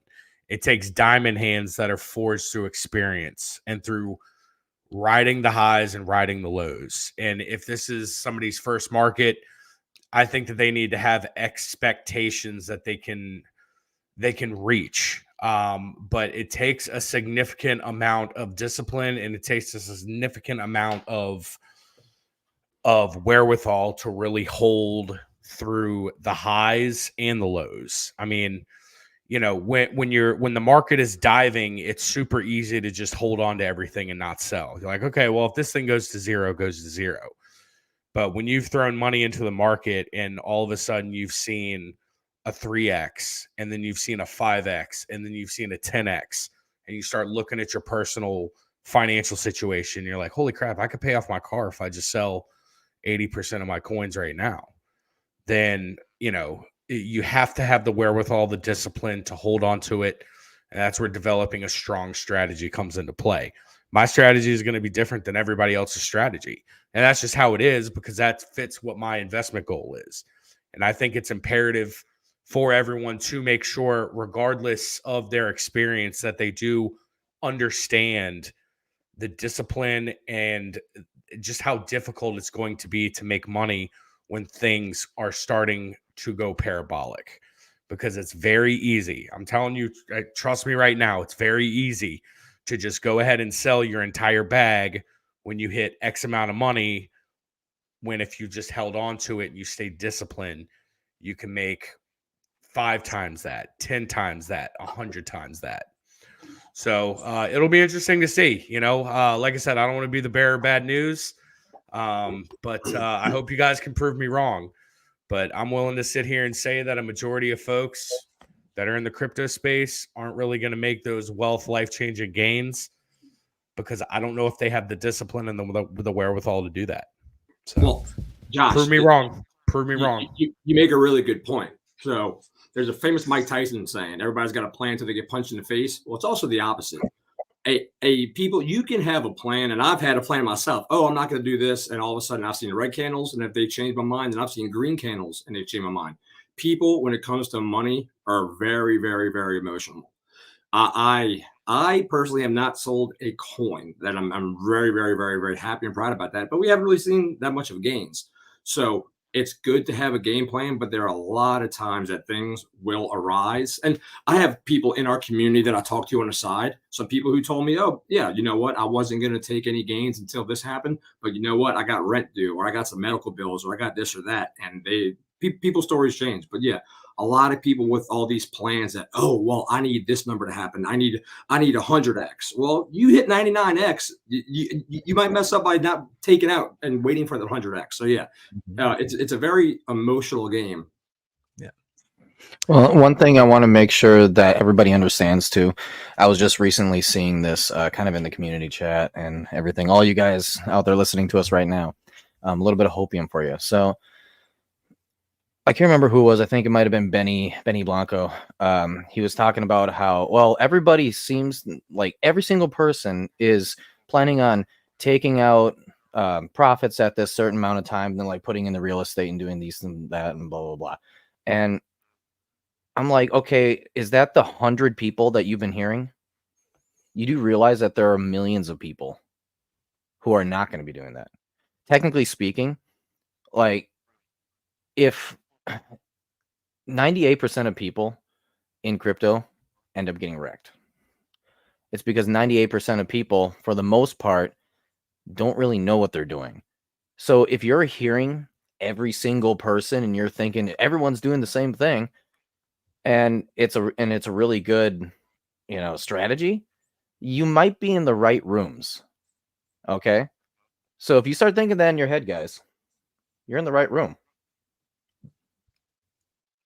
You know, I just actually wanted to echo what Josh said. I know that might come off as really harsh, but the reason why we can execute on some of the things that we do now here at the Roundtable is because we have made a ton of mistakes. We've had plans before that we didn't execute on.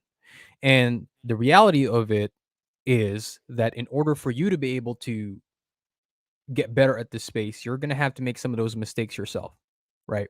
Because the most valuable lessons, and I've said this before, almost always leave a scar, right? The scar is a reminder there for you that every time you see it, I probably should not put myself in a position that would get me another one of these scars, right? And that only happens through experience.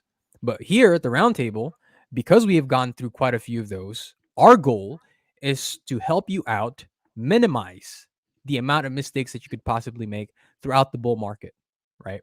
Because like Jeff said, everybody has a plan until you get punched in the face. And when you see those green candles, suddenly you're like, well, maybe I shouldn't take a third out and preserve my initial investment, take a little bit of profit off the table because they told me that it was going to go to 100x. They told me it was going to go to 1000x. So maybe I should write it out because I don't want to lose out on some of those x's, right? And then you forget, or maybe you don't know that we exist in a 4-year cycle and that eventually the bear market is coming, and then you have to ride that all the way down, right? So we're here to help you minimize as many of those mistakes as possible, but you are going to have to make some of those yourself, right? Because it's going to be a constant reminder for you over the long term, and we hope that you're here for multiple cycles, that once you have set a plan, you have to follow through with it. You have to execute on it because nobody ever got hurt taking profits. Okay, so that's my little 2 cents on it. Will, you got anything to say here, man? I know you're full of wisdom, full of knowledge, especially after the last top. What you got? Yeah, so I think that it's very important that people pay a price for everything. The ledger has got, I'm a big fan of the ledger needs to balance. If you don't sacrifice anything and then you receive something fantastic, then you're going to be at like an appreciation deficit. So like similar to what Jay is saying, like we're here to help people avoid mistakes, but like realistically, I want people to make mistakes because I want them to pay the price, because I want them to get the scars, and like I want to shake the weekends out, and I want to make sure that the people who go on to like do great things, like they've got a good story to tell on their way up. They've earned their stripes, so to say. Like you can't just become a Marine. You can't just join the army. You can't just go to the Coast Guard. Like you can't just join a frat without getting hazed. You got to go through boot camp. You gotta suffer for it. You have to go through like pain and suffering.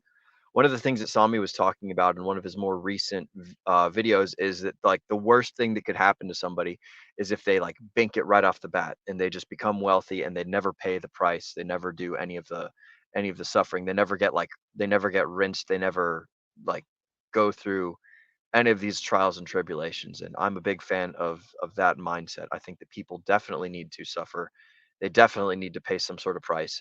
And it's not from a position of hatred. It's like from a position of love. Like I wouldn't want anyone to get something fantastic without having to pay for it. The ledger's got to balance. So those are my thoughts on this whole thing. You know, I've told this story before, Will, and I think we actually talked about it in the green room before the last time we streamed, maybe on Sunday, I think it was. But I know you specifically like this story, and it has a lot to do with what you're saying here. But I like to draw this analogy. So my 7-year-old daughter, one of the big things that she learned growing up was she's still growing up, of course. But one of the big things that we instilled in her was what to do in the event that she gets lost from us in public. And so as a father, you know, I made sure that she knew what my phone number was, what her mother's cell phone number was, and all that stuff. I made sure she knew that she had to go up to an adult, tell them that they lost their mommy or their daddy, give them the number and all that stuff. But I put that plan in place when I was at the mall with her for the first time about 6 months ago. And as a father, I purposefully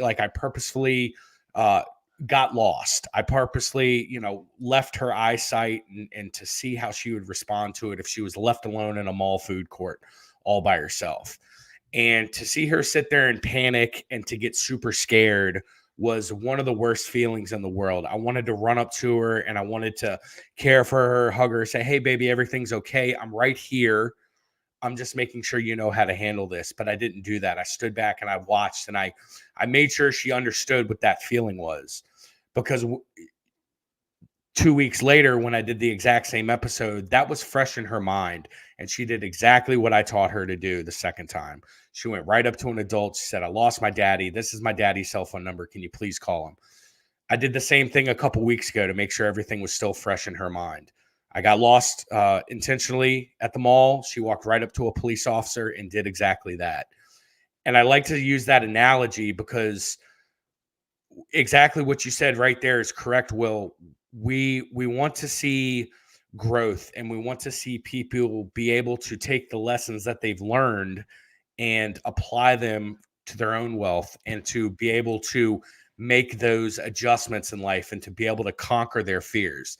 And we're, for those that follow us, for those that listen to us, that's exactly what we want to do in that situation. We want to be that parent that stands there and says, hey, look, you have to experience this. You have to go through these pains. You have to experience what that fear is like, but you're going to learn something out of it. You're going to take the lessons to heart so that next time the same situation rolls around, you're going to know exactly how to respond. You're going to knock it out of the park, and then daddy's going to take you to get ice cream afterwards. So that's my thoughts on it right there. I like to use that little analogy, but it's super important, man. It's super important to learn the lessons, to pay for those lessons, and to get those calluses. Yeah, absolutely, Josh. I think you exemplify exactly what good parenting is, right? At the crux of it, that's what good parenting is.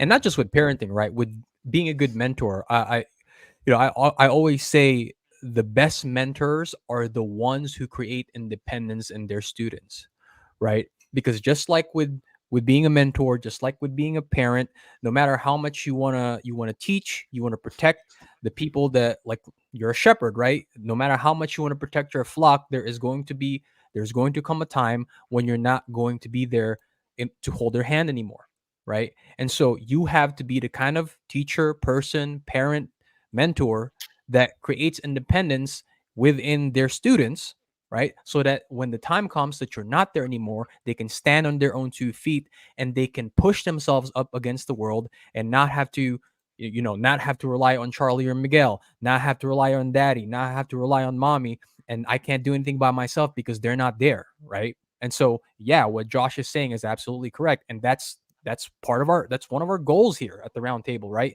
Is to create independence in every single one of you guys, because I'm not always going to be here to give you TA, right? Nate's not always going to be there to help you set up a money printer, right? Brendan's not always going to be there to be able to give you news on the traditional financial markets, right? We're not always going to be there to be able to help you and hold your hand. And so one of our goals here is to be that kind of mentor for you guys and gals, right? To create independence with you, so that you can stand on your own 2 feet, and so that maybe next bull cycle, you got your own channel helping people out. All right, hey, I'm going to add somebody to the stream real quick. Somebody just decided to pop in, so perfect timing, I figured. Maybe we can get his insights on this as well, because he's been grinding behind the scenes, doing his own thing, contributing to the channel, contributing to the community. Ladies and gentlemen, Sounds by Cino himself. What's going on, Niles? How's it going, bud? What's up? What's up, gentlemen? What's up, Niles? How is everybody? Is my volume good? Better now. Dial it back. Turn yourself all the way down. Dial it back just a smidge, and you should be good. All right. How am I? Good. Check 1, 2. Yep. All right, You're good, man. Yeah. I'm getting back from the gym. I just wanted to hop on, and I wanted to tell a story in regards to taking profit.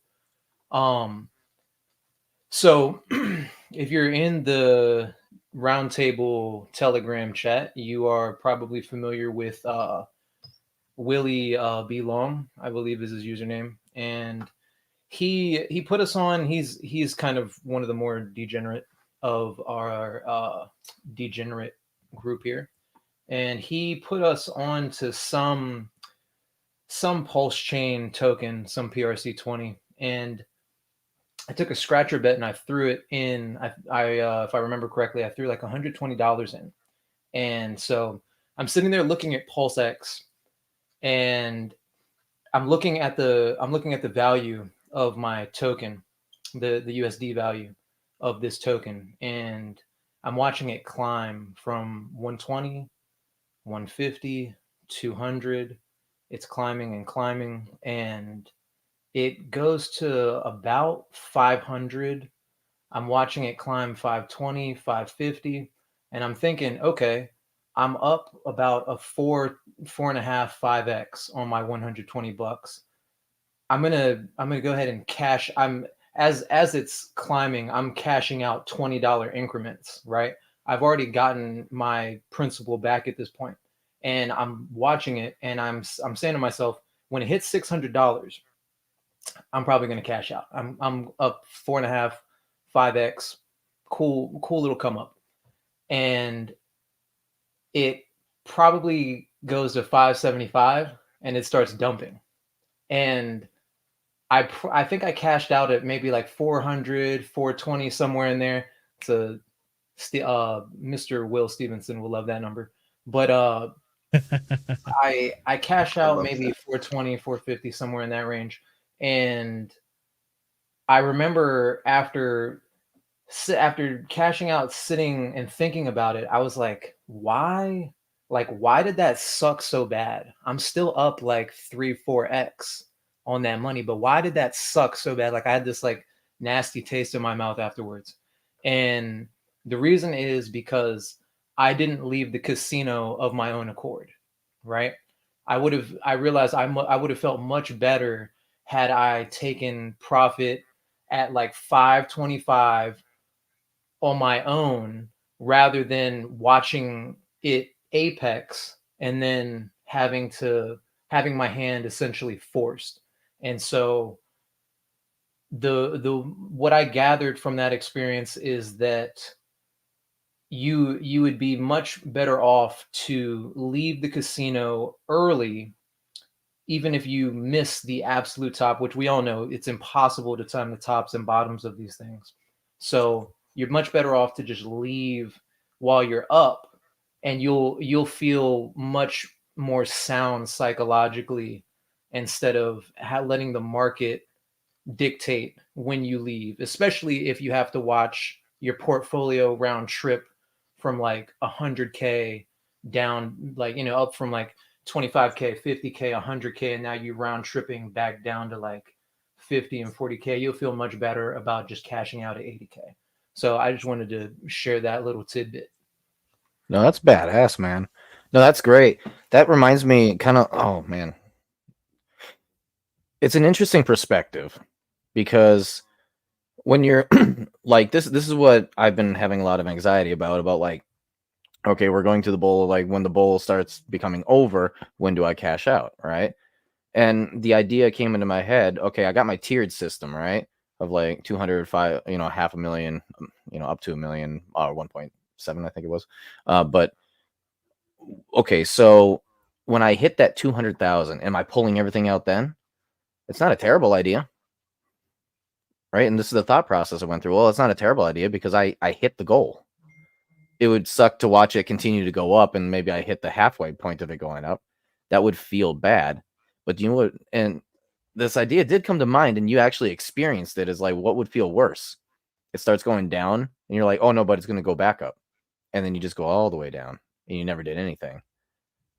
Well, that's exactly what happened with the super cycle theory in the last bull market. A lot of people hung on to it well past the top because they thought that there was going to be another cycle. And those that started to sell, even at starting, I would say even when Bitcoin started in the the 50,000 range, if people were starting to sell out at that point, that's why it's important to DCA out. We talk about DCAing into the market. Well, DCAing out of the market is just as important. You don't have to dump your entire bag on the way out. So use the same strategy that you did coming in. DC out little by little or in chunks of however much you want to do it. But make sure that you're DCAing out because you can still get the best price getting out if you're DCAing out just even a little bit early, if that works best for you. But absolutely, it's certainly better to exit out of the market as things are still in that euphoria phase, as things are still climbing.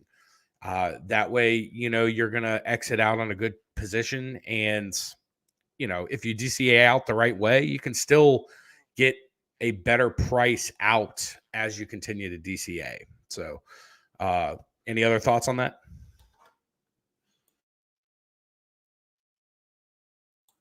I disagree. I say back that dump truck up.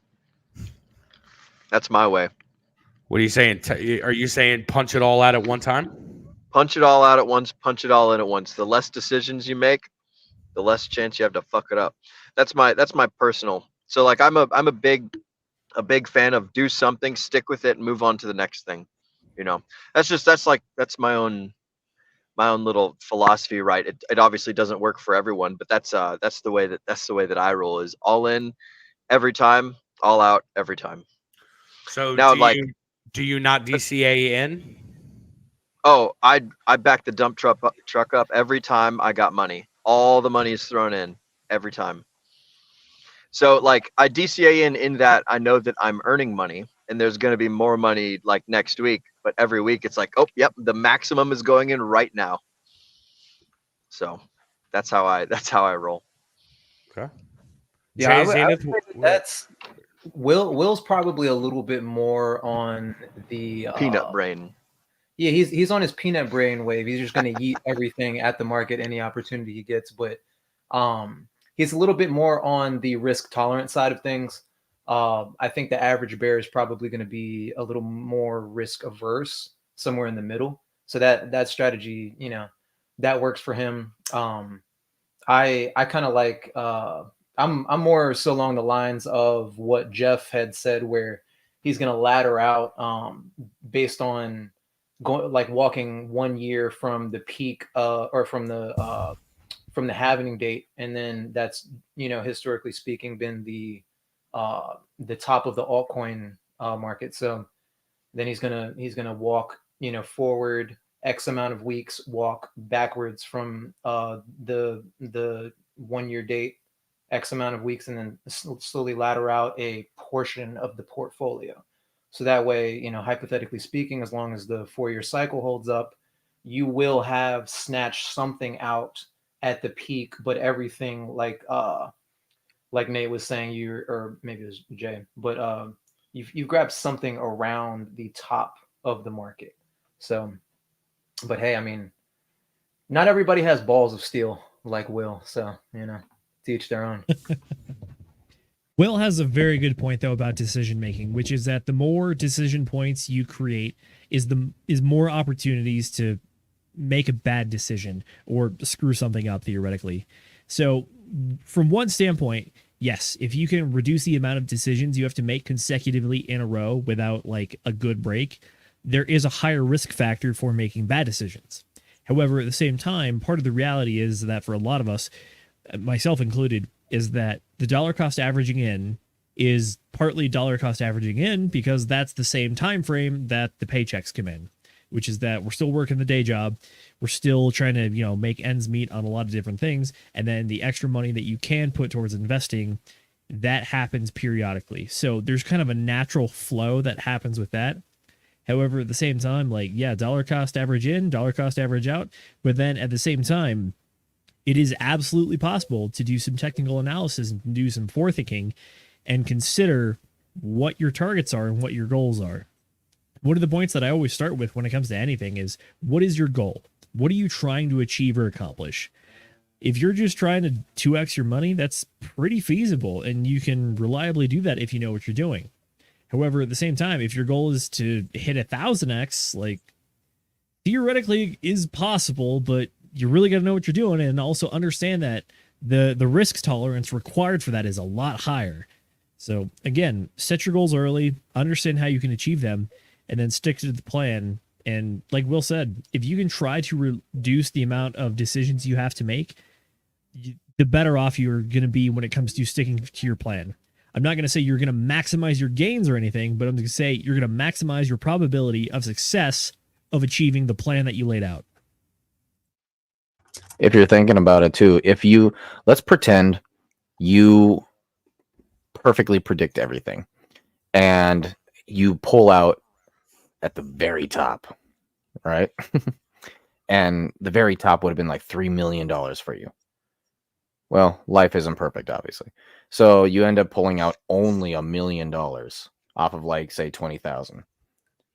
You're still up to $1 million. Need I say more? Yep. Yeah. You still win in the long term. Yeah. Hey, I know we're kind of running close on time here, but we did have one more question come at the tail end here. I think we can answer pretty quickly from Paul Sachs. He says, what does everyone believe Pulse goes to? A penny, 3 cents. So you sell there and it continues on to 18 cents. That's going to suck. $1,000. Yes, I'm not going to deny the fact that's going to suck, Paul, but selling at 1 cent means you got a 300x. Selling at 3 cents means you got a 900x. Okay, so yes, will it suck to miss 18 cents? This is also something that we say here in the roundtable. Don't get too greedy, right? There's always going to be a next time, right? A 300 to a 900x is nothing to turn your nose at because most people will never make that in their entire life, my friend. Okay, but as far as predictions, a penny to 3 cents, that is actually very reasonable, right? Because we have more people in crypto.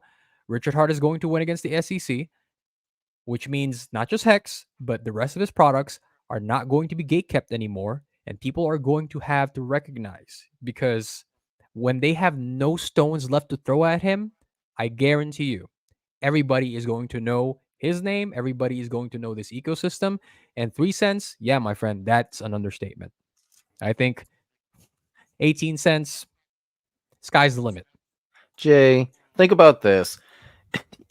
You pull out at 3 cents and you're like, oh, you know, I 900, I only 1000x, boo-hoo, cry, went to 18 cents. Can you imagine that? You literally walk up to anybody, yeah, I got out at a pathetic 1000x. The hell? Hey, Nate, Paul is going to be one of those stories where he will be crying in his Lamborghini because he missed out on 18 cents, but he cashed out at 3 cents. Still a Lamborghini, my friend.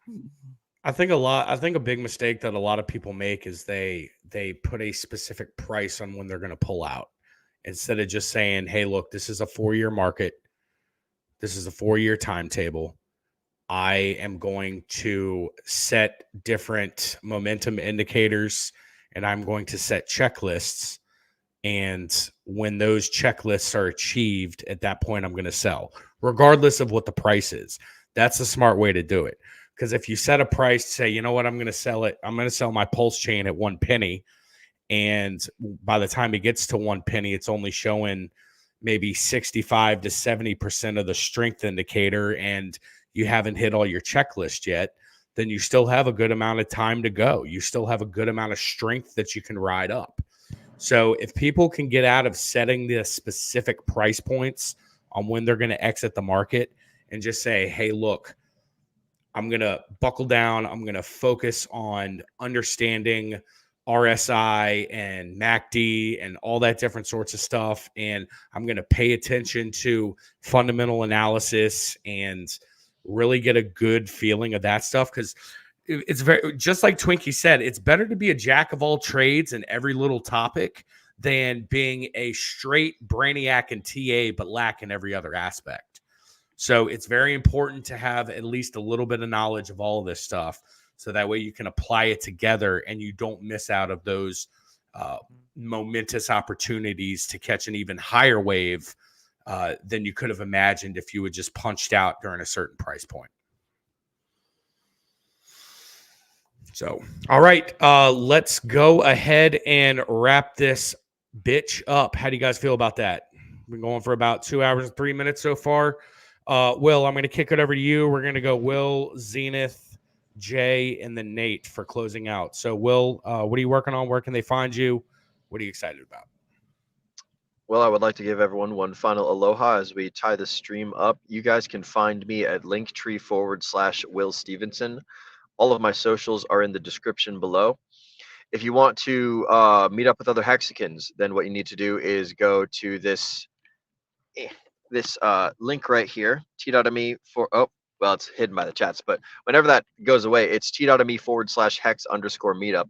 It's a Hex Meetup tool for Hexicans to basically find other Hexicans in geographic areas. Go to that little place, you take a look at it, you put in the info as much as you are comfortable, and you can meet up with other folks that have like-minded goals and dreams. Our first meetup was a grand success, done up here in the northern half of Dallas, up in Flower Mound, and it was quite awesome. There's 5 of us that showed up. We had a great time, imbibed many alcohols, and ate lots of grilled cheese and chicken and good stuff. And yeah, as far as stuff that I'm working on, I'm doing a podcast with my brother. In the near future, we're going to be talking about essentially men of virtue and how it relates to like men of today compared from like a religious perspective. So we're going to be doing that. I don't remember the exact date. Stay tuned for that. But then other than that, I'm doing the book club with Mr. Zenith here on Friday. And then after that, I'll see you guys on the Sunday episode. And that's all I got going on. Good stuff. Hey, Zenith, how important is it to you that Sam from Brother 64 here just threw us a $10 Canadian super chat? That is very important. We appreciate our friends from the north showing some love, and thank you very much, my friend. What you got coming up, Z? What you excited about? And give us a little preview of book club.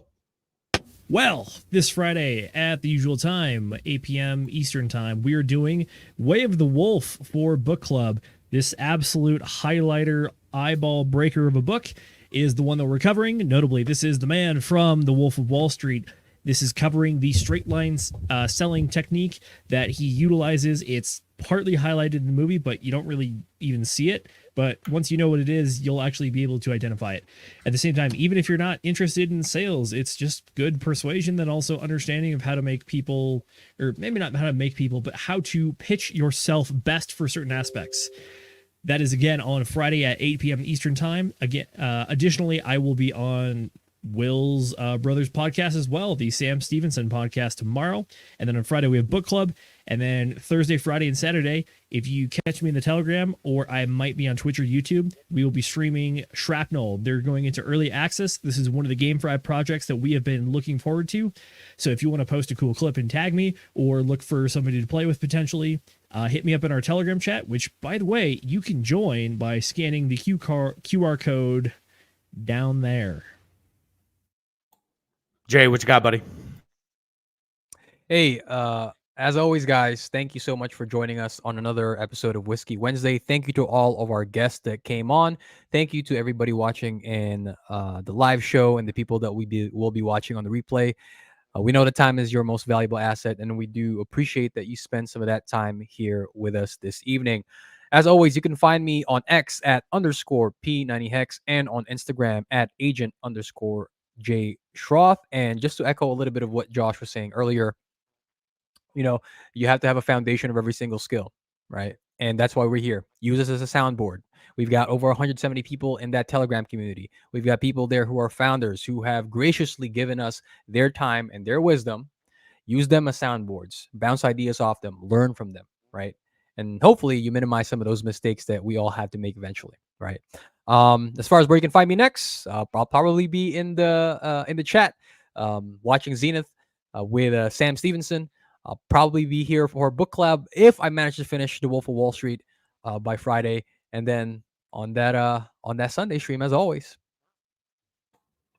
Mr. Nate McGidit, what you got coming around the corner, man? Hey. So yeah. Well, been doing a lot of streaming. We got a lot of things, a lot of projects coming up. There's a lot of back end things happening right now as far as the DGen Roundtable go. We are evolving and things are going great so far. So yeah, look forward to really cool things coming. I did drop my link tree in there. Go ahead, look it up. I do consultations there. I've noticed that there are some people who really could use a little bit of a handhold when it comes to a lot of certain things through crypto. And so yeah, go ahead, hit me up. I'm willing to help out, just give you all a bunch of personal, this is exactly what it is. I provide you links and everything, as well as an attack plan to what it is that you should be doing for the next however long. But with that being said, just having a lot of fun tonight. I might not be on book club. Kind of depends. I'm a little bit iffy on it right now, but I don't know. We'll see how it works out, right? Big shout out to the chat. As always, you guys were awesome tonight.